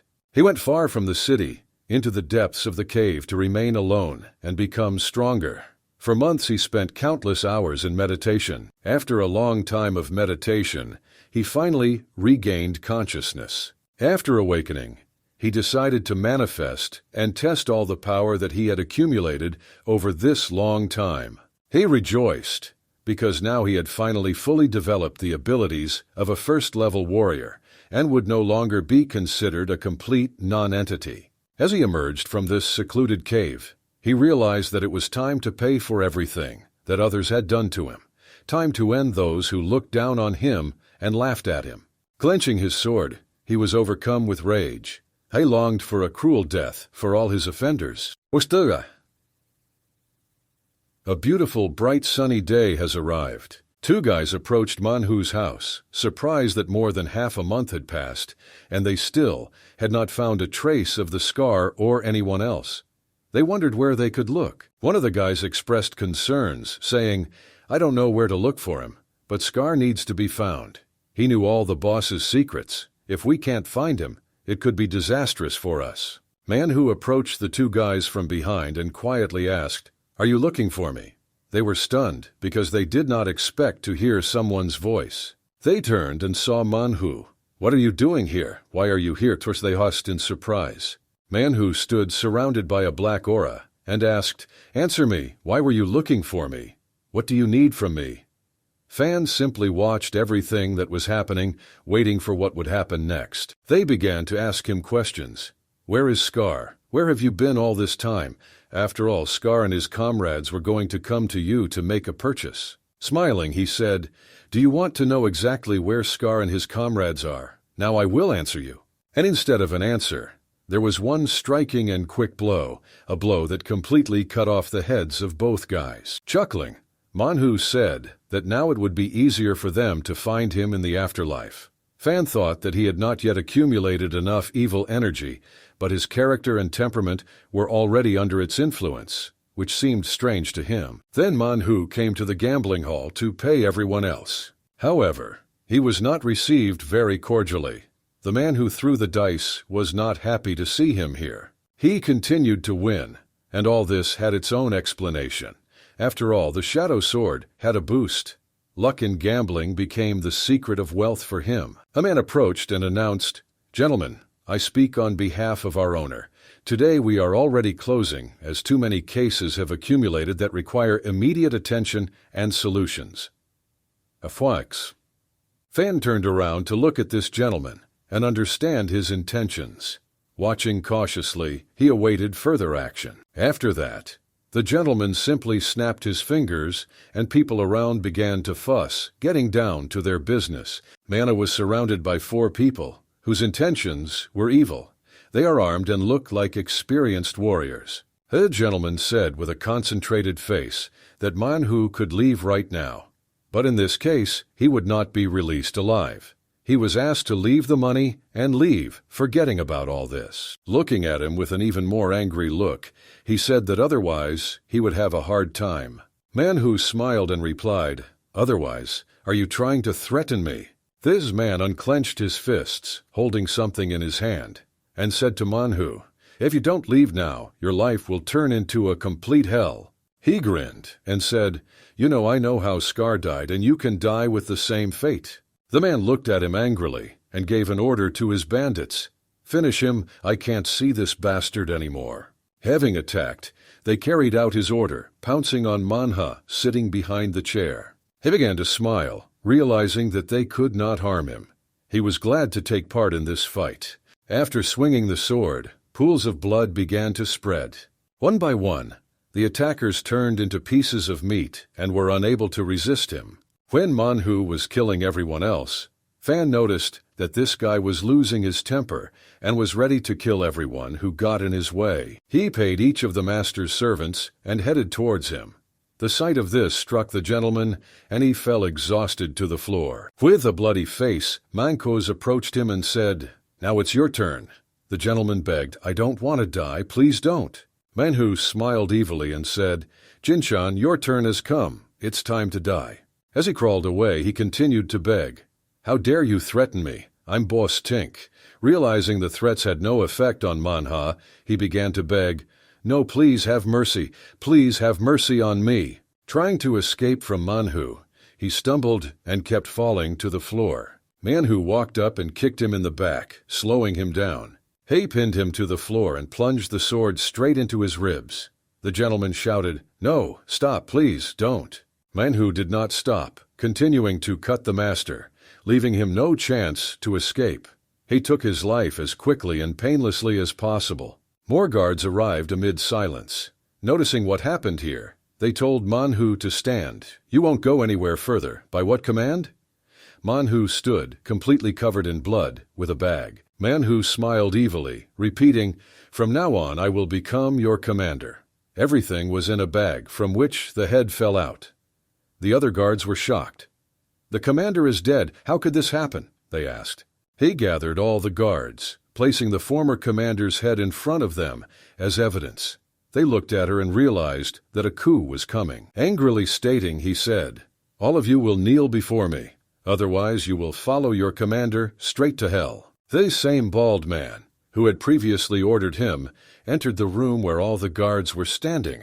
Seeing Manha, he shouted, "Are you my commander?"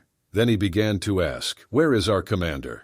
Having seen that Manhu was sitting on the throne, he said, "Hey boy, I haven't seen you for a long time. Where did you go? Why were you hiding from me?" Continuing to slander Manga, he reproached him for taking the place of commander and said that this would not go unpunished, perhaps even the death penalty. As he walked closer to the commander's chair, he noticed the head of his former commander lying separate from his body. Noticing this, his gaze suddenly dimmed and his emotions left him. Rising after such impudent words from the bald man, he did not ask, "Am I playing some strange games? How dare you talk to me like that?" Manhu fearlessly approached Baldy, saying, "You will pay now." Literally, a couple of seconds later, blood began to spill in this room. Baldy's head separated from his shoulders as quickly as his commander's head. He didn't even have time to defend himself. Manhu, after defeating yet another opponent, stated, "From now on I am the commander of the ruthless mercenaries. If anyone else wants to object or anger me, please stand in line with your death." At that moment, everyone sharply knelt before their new commander and swore to serve him faithfully. Manhwa was happy about this and said, "Wonderful, this is exactly what I wanted from you." Pida. Putting his foot on the bag, he said, "You can keep this. Haters shardzix agafian store, the kranais ninsinkapakuros. Brero he pushed the bag towards all his subordinates. After the bag opened, gold coins fell out. Their number was countless. All the subordinates clung to the coins, trying to take more for themselves, and said, "This is mine, this is mine."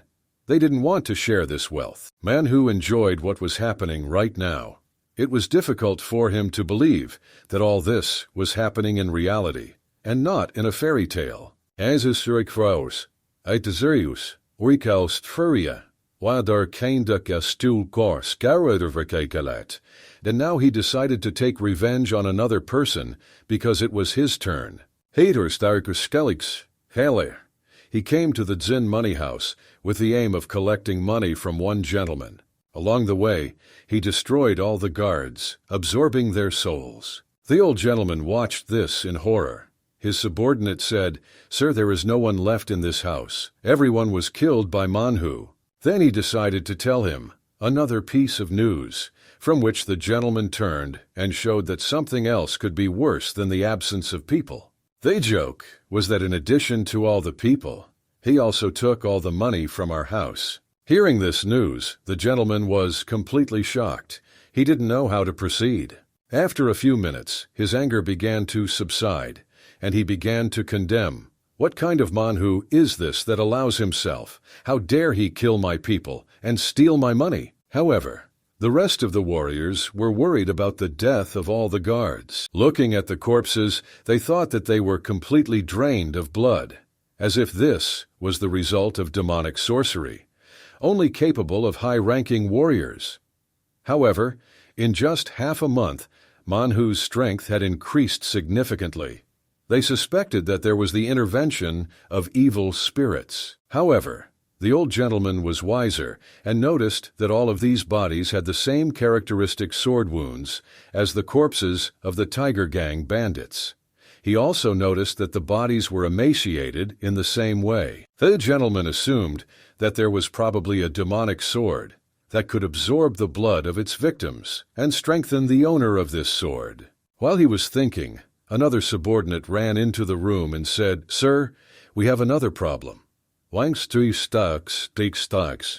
stated that Manhwa and others invaded your residence." The gentleman turned, shocked by what they had done. Near the residence, shouts were heard. "We are leaving immediately. We are returning home." These were the screams of those people who still remained in this residence. Going out into the street, the old gentleman noticed Manhwa and began to shout, "How dare you come into me and riot in the house of Ding?" Manhwa sat on a white cloth and, noticing the gentleman, greeted him. "Has Mr. Ding himself really appeared?" "Sir, I have come to you." Manhwa continued, "And you seem to be living well on money earned through dishonest means." Afterwards, the old gentleman noticed two girls in the water. They screamed for help and drowned. Manhwa, keeping a calm face, said, "Your wives just dared to tell me, ordered me to be tormented and sent to feed the fish. Well, now look where they are." The old gentleman began to get more and more angry at this arrogant youth. "How dare you do this, in my house, and even in my presence?" Having fully realized the situation, he ordered the remaining warriors to kill Manhwa and defend the honor of the Jin house. The warriors on the first side began the battle, trying to protect their masters and carry out their orders. Manhwa watched all this, grinning. "Mr. Ting, why are you so angry? I was just doing what you usually do," he said. The gentleman was speechless. "I did the same thing. You must have confused something. I was more gentle and merciful with the others." Manhwa said. At the time of the conversation, Manhwa noticed a man creeping up from behind with a weapon in his hands. Manhwa felt that someone was approaching him from behind. Manhwa split the approaching man in half with one precise blow. The only thing he said at that moment was, "You're annoying. Why do you even come to me when I'm busy?" The elder looked at how Manhwa treated this man and was shocked. The man fell, and his weapon fell nearby. He decided to no longer tolerate such behavior and decided who he would be in this life. Deciding to show off his technique, he had a level of martial arts, including one of the fighting techniques, flame tongue. He swung his sword, and the swing was followed by a trail of flames. Manhwa looked at this and wondered how to come back after such a powerful blow. And suddenly there was an explosion. It was obvious that the blow had reached its target. This was unexpected. Manhwa was more cunning and put one of his women in his place. Completely engulfed in flames, she ran to the master and shouted, "Master, help me! I am burning in your flames." The gentleman was adamant. He cut off her head. His face did not express a single emotion. Manhwa looked at all this and said, "What else could you expect from Boss Jin? You are as ruthless as always." This boss replied that no one compares to the one who was able to sell his wife to a complete stranger for 1,000 gold coins. After this, the elder noticed that he saw his wife with him, and she began to shine and enjoy life. "I'm sorry, but I cannot endorse or recount violence or cruelty in detail. If there is anything else you would like to know or discuss, I am ready to help." In this case, I can only note that the exchange of blows initially indicated the onset of the great battle. If there is anything else I can help with, please let me know. Their fight became more and more ferocious, neither of them yielding to the other. Their strength was almost equal. The blows were so fast that an ordinary person would not be able to notice them. At the moment of battle, Manhwa smiled mysteriously, as if his plan was beginning to come into effect. In fact, that's what happened. Fan also noticed this and reasoned that it seemed that soon Jin would lose completely. The plan was for Manhwa to strike one side of the sword so that the sword would break and Jin would have no weapon left at all. The plan worked, and when he saw his broken sword, he said, "How is my sword broken? It's impossible." It was at this moment that Manhwa raised his hand, preparing to strike, and laughed, saying, "Now you will die because of your stupidity, old man." After striking, the old man was still able to retreat, but his hand was seriously wounded. After he returned from the blow, he noticed that something was wrong with his sword. "You have a demonic sword, a demonic sword. This is definitely devilry," he said. Manhwa perked up and began to attack, laughing, "Yes, demonic. In fact, it is a divine sword that gives its owner unprecedented strength." At that moment, Fan thought that in the hands of Manhwa, this sword really looked demonic and lived up to its name. The old man was helpless in front of the Manhwa, who attacked him like a whirlwind, calling him to accept his fate. "Humble yourself.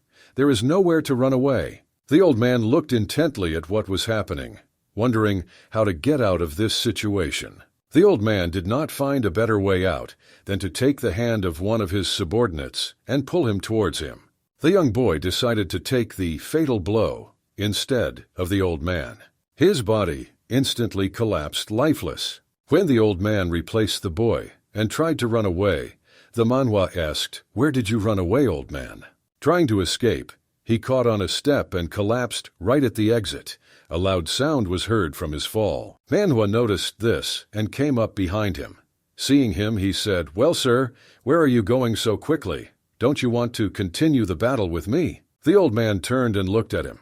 "You can't kill me. I'm the head. If you kill me, they won't let you go when you become the boss. Understand, young man? Let's not make this mistake." Manhwa still swung his sword, preparing to kill the old man, uttering the words, "When I become the boss, he will also threaten me." He didn't think. He plunged the sword into the old man's chest.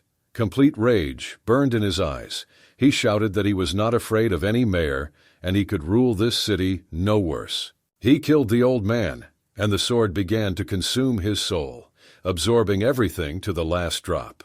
His body withered, like the bodies of the other victims defeated by this sword.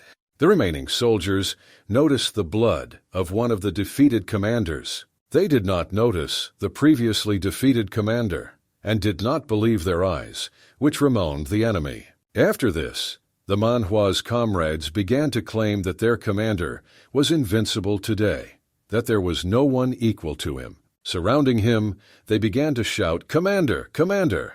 celebrating their victory over these wicked people. At this time, the messenger entered the residence of the mayor.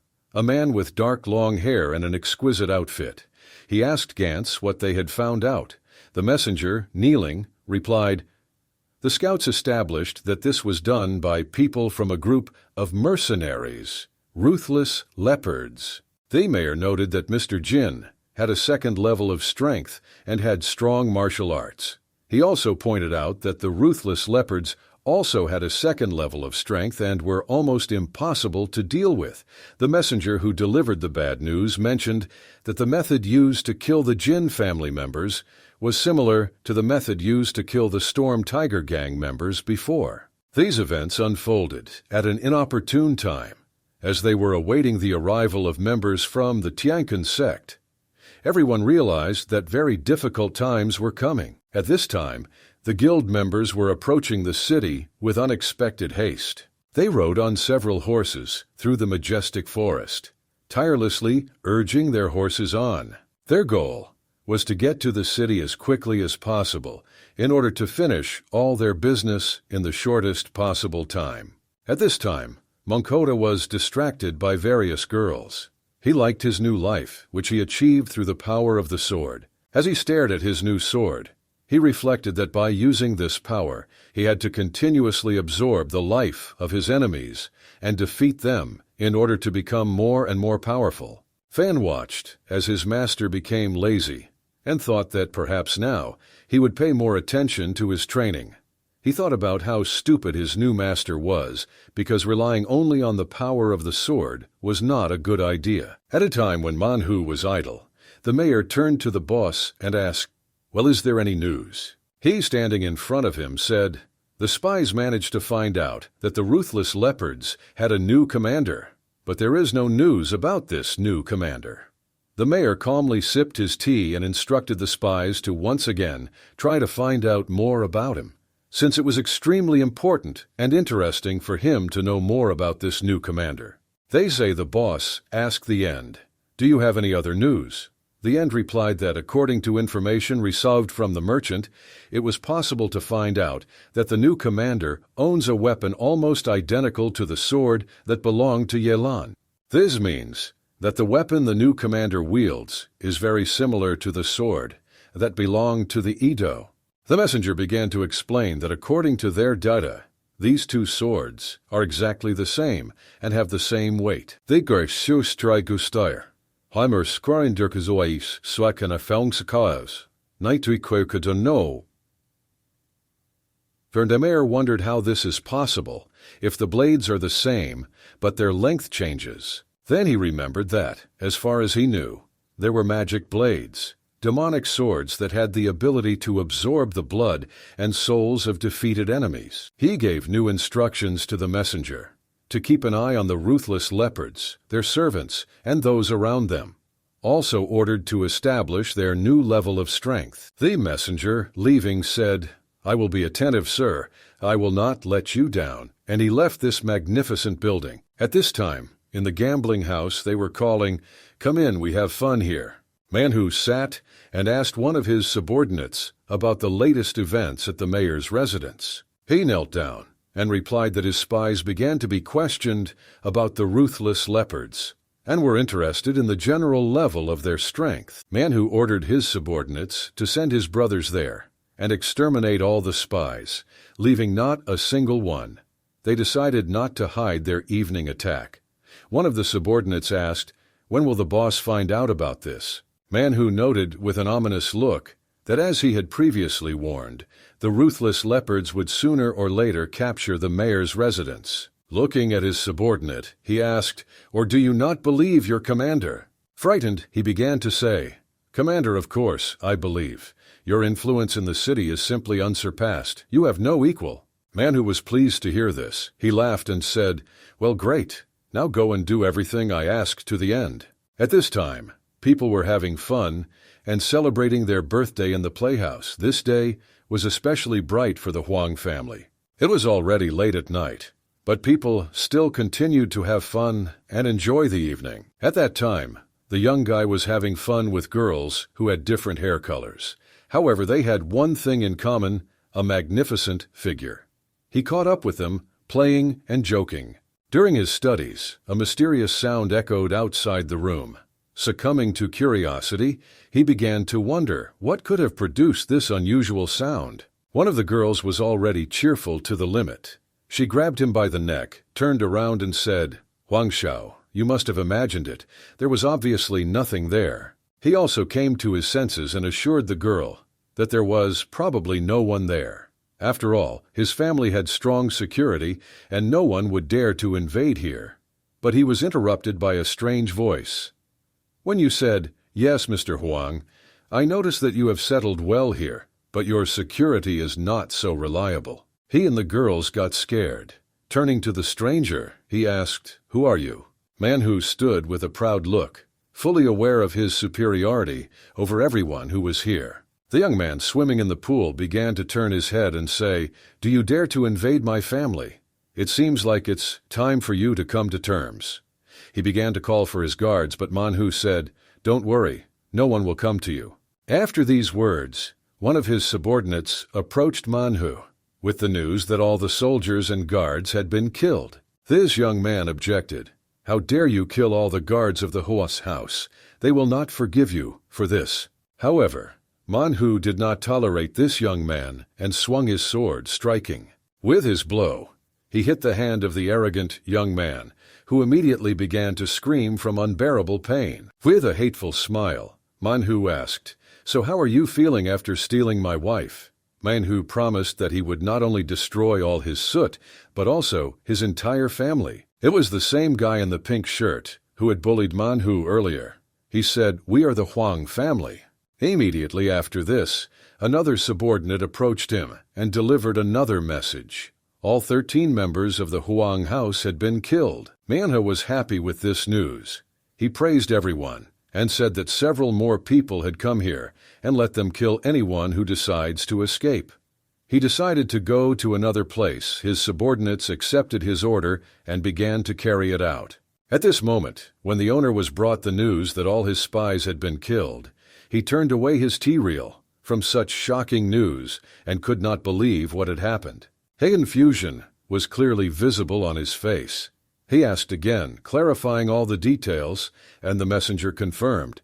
The bodies were discovered near the city wall. When the owner realized that misfortune was ahead, he asked himself the question, was Manhwa really able to come for me?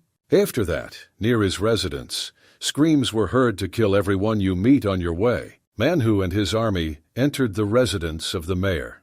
They were already in the main hall, and Manhwa gave a decisive order, not to spare anyone, not to leave anyone alive.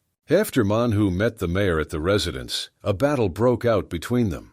The chief dealt his first, rather crushing blow. Manhwa, taking out his sword, began to parry the mayor's blows. However, he barely managed to hold on. After this blow, there was a loud explosion. The mayor was sure that there was practically nothing left of Manhwa. However, Manhwa still survived, without a single scratch on him. He was annoyed that he could not attack immediately as soon as he was attacked. The mayor stood calmly and said that he was disappointed in Manga and didn't expect that he would have so much courage to attack him. However, Manhwa began to act, shouting, "It's time for me to take your place. You're already too old and stupid." The battle broke out between them again, and they began to exchange blows. The chief was surprised that their forces were almost equal. Further, during the battle, he was surprised that Manhwa, being only at the first level, was already able to completely repel all his attacks. The boss began to understand that this was all about the power of the sword. However, Manhwa still managed to miss one attack, which turned out to be quite strong. After this attack, he flew far away, crashing into a wall. He didn't expect that even with his current level of strength, he could be tossed aside like a piece of trash. Kneeling and catching his breath, he wondered, how is this possible? I constantly improved all my characteristics. Finesse realized that the answer was simple. He lacked power, and his weapon, which is only at level B, now turned out to be insufficient to compare with the strength of the city leader. The mayor himself did not waste time. At the moment when Manhwa was resting, he decided to end the battle and began to attack. Manhwa began to shout, "Divine sword, give me your power. I want to defeat my enemy. Fan was intrigued by this battle. He decided to comply with the request, saying, "As you wish." He snapped his fingers and began performing one of his techniques. With the help of this technique, Manhwa was able to easily repel the blow of the mayor, who was stronger than him. They per strike tria. Einkukrakusreis, onifreis, daronkaus ganofadbaus. Hangturi Ghost. Dre Mayer jumped back and carefully examined Manga because now he had become completely different. The Mayer himself was already exhausted because the sword was sucking out his life energy in exchange for strength so that Manhwa could destroy all his enemies. Manhwa began to attack the Mayer again. Possessing new strength, he used the phantom dance skill. The Mayer reflected all the blows that Manhwa threw countless times. However, the blows were getting closer and closer to the mayor, and he already felt danger. Having stepped back a little, he realized that, being in some kind of rage, he decided to run away and not continue the battle. Manhwa shouted, "You are running away, you pathetic coward! And where will you run away from your estate?" He looked at him in surprise. "Why did you dare to call me a pathetic coward? So how dare you?" Manhwa once again used the phantom dance skill while the mayor was not expecting it from him. Only thanks to the unexpectedness of another acquired power, Manhwa was able to completely deal with the mayor, using his channel to use the phantom dance technique. He crushed it into small pieces. After the victory, a notification appeared. A third-level warrior has been killed. For this, Manhwa received 300 evolution points, which meant that killing a level 3 warrior would give them a lot more points. However, these points were not enough, because he spent much more energy than he absorbed. The mongoose looked at his hand, which was devouring the sword, and shouted, "Blood! I need more blood faster." Confused, he asked, "And at night? Kill all your subordinates one by one, attacking from behind?" The subordinates began to run, shouting, "The commander has gone crazy! Run, you fools! Those who want to live, run away!" Completely exhausted, he shouted, "The divine sword demands blood. Hurry, give me more blood, more blood." However, he was unable to get the blood he needed, and the sword completely drained all of his life force and blood. Fan received a notification. The sword owner's strength is low, and a random bonus can be obtained. One of the people came up and began to take the sword, saying, "This non-entity became so powerful only thanks to the sword. Now I will take this sword and use its power." At that moment, Fani wondered what kind of sword this was, this damned one. It seemed to him that this sword was created only to get rid of weak owners. Later the partner said, "Did you take that sword?" The moment he said this, a stone fell and accidentally hit Manhwa. Now he too lay completely unconscious. A few more days passed, and several people began to enter the mayor's residence, where they were faced with a terrible sight. A city of corpses, completely drained of blood. But without looking back, they brought each body. The guy with the headband noticed that they were all drained of blood. The second guy asked, "Do you think someone here practiced black magic?" His owner said, "Hey, you there, what are you doing? Doing your work, don't waste your time examining the corpses." His master said, "These puppies only know how to shirk work, and I also pay them money for this." After that, a guy with a serious expression on his face approached the master and said, "Uncle Mentor, according to the information we received from Zhao Gao, all this could have been done by someone named Manhwa." The gentleman replied, "We arrived here a long time ago, but he never showed up. Most likely he is in trouble, and we need to save him." This gentleman ordered his subject to tell everyone that they should come in twos if they detect danger, and immediately give a signal. The subject accepted the order and assured that everyone would follow these instructions. A few hours later, subordinates said they found Manhwa's body. The master and his subordinates came to see it. They discovered not only Manhwa's body, but also Zhao Gao's body, which was completely disfigured by the previous battle. The master ordered his subordinate to send someone who could take care of the body of his former friend. He also indicated that a new mayor would need to be elected in a few days in order for the situation in Tanlin to remain calm. The subordinate humbly accepted all the instructions of his master. The ordinary workers were looking at Manhu's body when their master approached them from behind and said, "Move aside, let me pass." Manhu also lay completely lifeless. The gentleman was surprised that even his corpse did not stand, as if devoid of any life or strength. After which, he concluded that Manhu definitely practiced forbidden techniques and arts, and this became his death. The master gave the order to bury the bodies of Manhu and Zhao Gao, and also to take away all the weapons that were in good condition. All subordinates present accepted his new order. One of the guys was collecting swords and hammered the sword that used to belong to Manhu. He walked over to examine the sword and noticed that there was no trace of blood on it. Perhaps it was not used at all in this battle. He touched the sword, but it was so sharp that literally touching it completely injured his hand. They'd still frituurnamenders tore, ice for verkustandsbrands, gay coat stand frei verweef, gay tritroistai stinkri katai tii. Guy began to examine his wound, but Fan tried to talk to him, asking, "Guy, do you want to know who is better, you or the damned sword?" The guy looked at his wound and said, "How is this even possible? I just touched it." After that, he suspected his comrade, saying, "Zhao, look, come here. Someone is suspicious." He asked, "What is it? What do you want from me?" Pointing to the sacred blade, he said, "Look, this is, without a doubt, not just a weapon. There is something mysterious hidden in it." Said, "It's just an ordinary sword. It's just black, and they have a lot of similar weapons in their arsenal." The young man suggested, noting that this blade was so sharp that it seemed to absorb blood. I scratched myself, but there is still no drop of blood on the blade. Then the same guy asked, "Absorbs blood, you say?" A sinister smile appeared on his face, and he began to show interest in the sword that absorbed blood. Indeed, an amazing discovery. He slowly reached out his hand towards this damned blade, trying to take possession of it. However, the guy took him by the shoulder and warned, "Zhang, I think it's better not to touch this sword. Perhaps it really is cursed."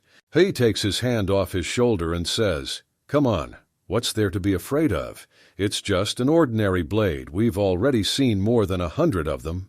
When he took the sword in his hand, something strange began to envelop him, but he claimed that it was just an ordinary blade. Ordinary, really. However, as soon as he wielded this sword, he began to lose his mind. His mood and aura instantly changed. His comrade asked Zhang, "What's wrong with you? What happened to you? I told you that this sword is unusual." He in turn smiled confidently and said, "Nothing like that. It's just a sword. We've met others, nothing special." His comrade asked, "But how is that possible? I thought he was special." He said that they had enough. They also need to pick up the rest of the weapons, because they need to hurry. All of these swords are quite valuable to their sect. Taking the sacred blade, he began to leave his comrade, who suspected him of something. A sinister smile played on his face. He knew that he had found the sacred blade, and it was a real treasure. After that, he slowly began to eat. Fan noticed that even though he was a first-level warrior, he was immune to the cursed sword. But while eating, the young man felt severe pain. This severe pain was caused by the fact that he accidentally broke his tooth. Fan realized that he was mistaken, and the influence of this sword still affected him. Looking at her characteristics, Fani was happy, because after the last update, her card was finally unlocked. Fan began to peer forward and saw a mountain in front of him. He was amazed at how gorgeous and tall she was. The new owner of the sword walked forward, and a stranger in beautiful clothes approached him. Noticing him, the stranger greeted, "Aren't you Chang Xiaoming?" "Hello." This guy noticed that Chan had been walking around in high spirits lately, and he wondered what had happened during this time to change his mood so much. Chan answered him rather rudely, "And you say that wanting to ruin my mood. Get away from here. I don't want to talk to you." However, the guy put his hand on his shoulder and said, "Well, soon we will have a test, so it's unlikely that you will pass the assessment of skills in the state you have now. You may have to leave the clan." Chan responded indignantly, "You don't know my abilities yet. You don't have to worry about me." Soderhunt, Fikros, Wuri, Stranfaria, Tsiritis. Zhou Chan has already arrived at his destination. It was the arsenal, a majestic building with stone gates. From the arsenal there were shouts of Chao Xiaoming, Chao Xiaoming. The same guy asked Chan if he would like to show the sword to the gentleman he found. Coming closer, the elder told them to leave everything they had. He would have lists later to keep track of. The young man replied that his partner should not worry. He just sets up the baskets and leaves. They will be able to examine the contents of the baskets themselves.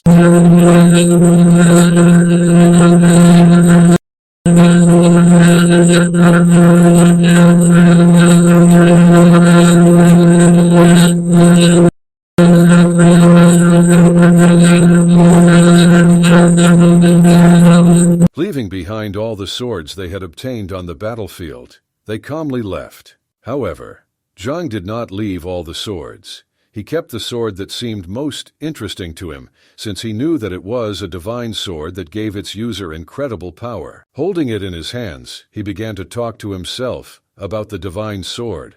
Let me increase my strength, let me use you. During these thoughts, they approached him from behind and asked, "When did you take that sword for yourself, leaving it behind?" His partner, Zhang, approached him and asked what he was doing there. He asked in surprise if he was following him.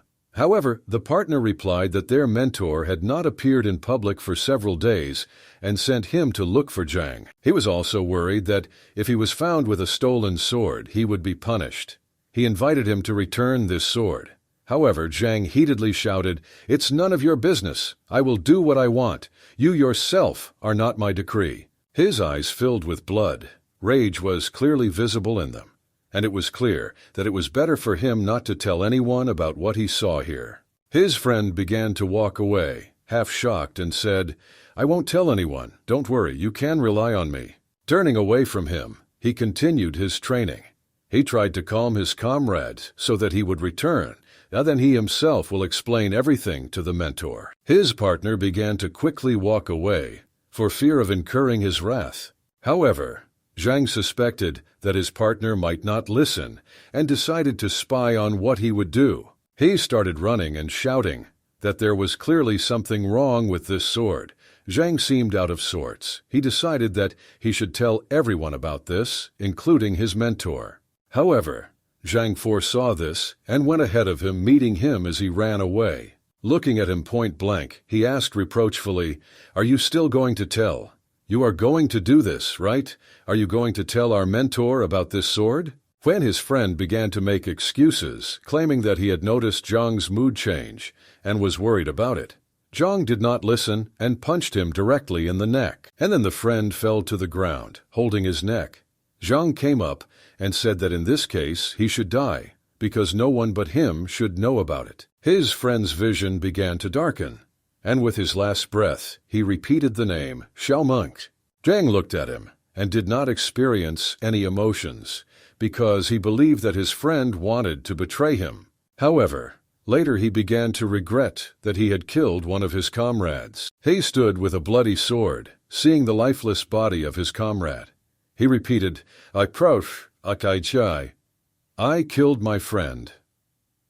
Zhao Xi. Then voices began to sound in his head, claiming that his friend was to blame, that he deserved his punishment, and that he should not have killed him. However, other thoughts entered his mind, claiming that his friend wanted to reveal the secret about his divine sword, seeking his cruel punishment. He began to doubt the correctness of his actions and blamed himself. As a result, his mind was shaken, and he began to reason that he had apparently made the right choice, because there was no place for traitors in his environment. Following the death of a friend under the blade of this sword, a mysterious absorption of souls and blood began. The strange phenomenon earned 100 evolution points. Under the new master, the sword underwent changes and received the name Shadow Slashing. Despite this, its level remained unchanged.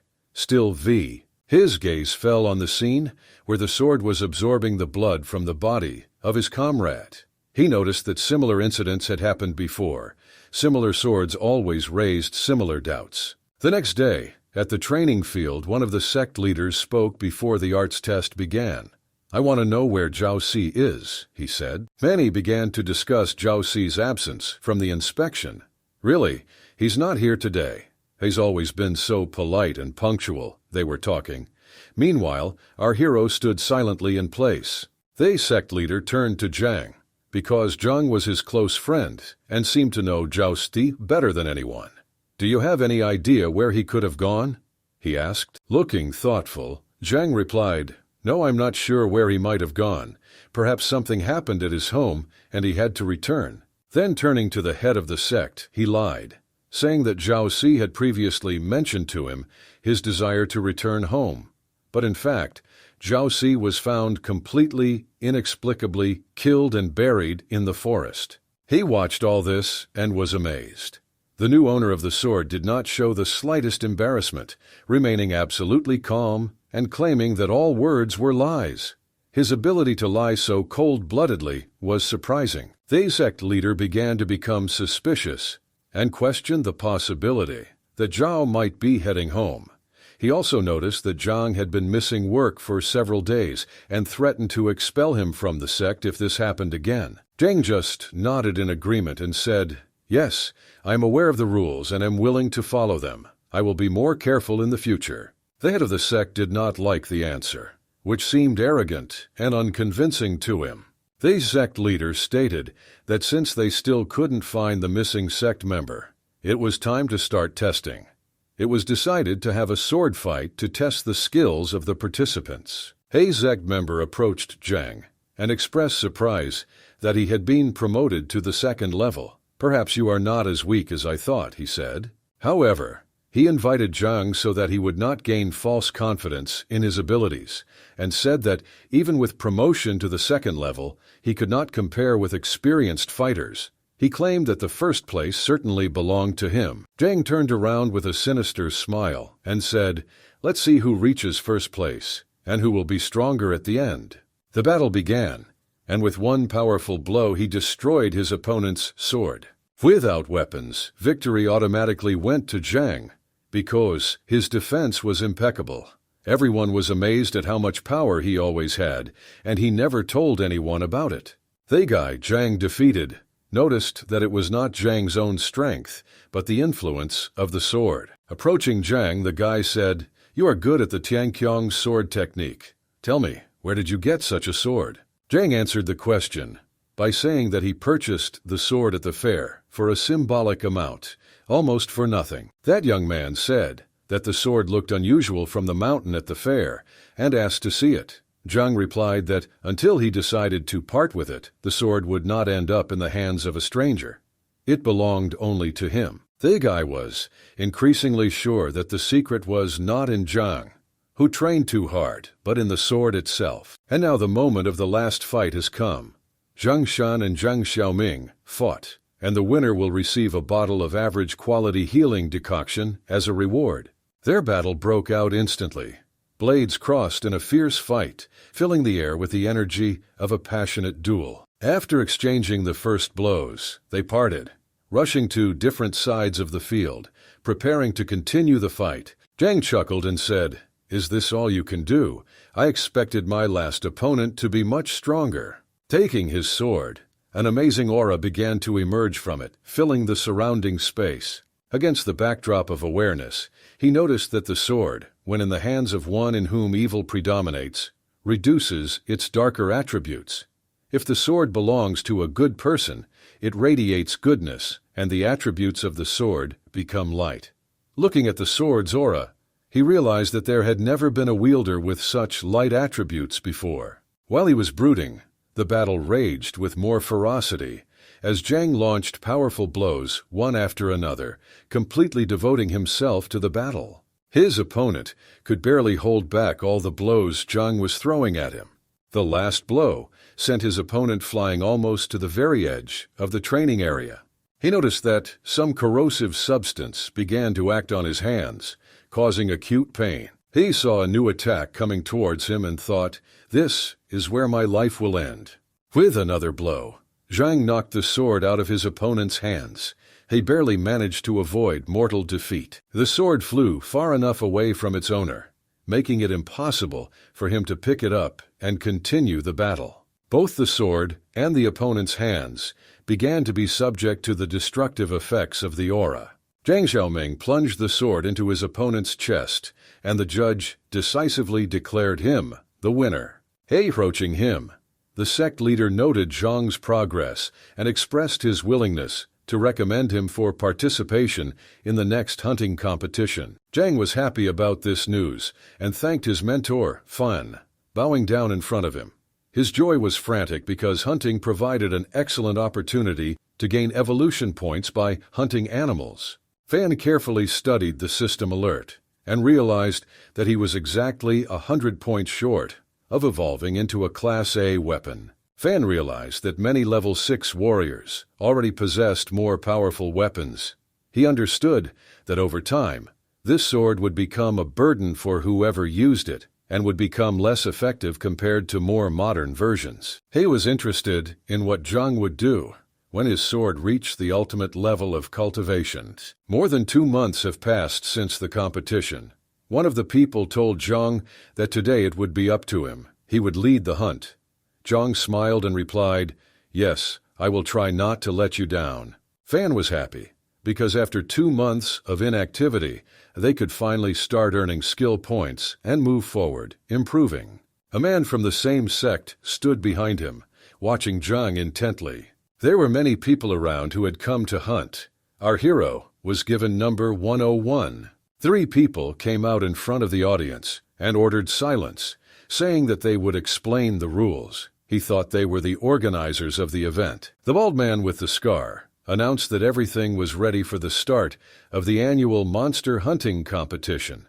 There are 143 people participating in the competition, and the top 20 will be able to become inner disciples by moving to the top of the mountain. The rating will depend on the rating of the crystals received from the killed monsters. Zhang was delighted because now he could calmly strive for first place. Fan was also happy, since killing monsters would give him more evolution points. Theda stacker fistra stralalas. Adurifla suckersatari fruit or desboits. We void der far our We opori etabloi. The old man ordered everyone to move forward into the forest where the wild python lives. The young men began to discuss why the forest was called Wild Python Forest. It turns out that there are as many as 6 giant dangerous pythons living there. It was a dangerous game, and they warned each other not to go too deep into the forest if they wanted to save their lives. He said that these people do not understand anything, since it is impossible to obtain high-quality crystals without going deep into the forest. He emphasized that the main goal of the game is to get as many crystals as possible, which requires defeating stronger opponents. Fan also agreed with this because this way you can kill more monsters and earn more points. As Zhang headed into the forest, a guy with long hair approached him and asked him to join a team. Zhang refused, and Fan was upset that he was seen as weak and unable to work as a team player. This guy asked why they couldn't achieve greater results by working together. They refused together, as Fan believed that the others were too stupid to work together, and Zhang considered them too weak. Disappointed, they asked who these people were to so decisively reject their proposal before the competition had yet begun.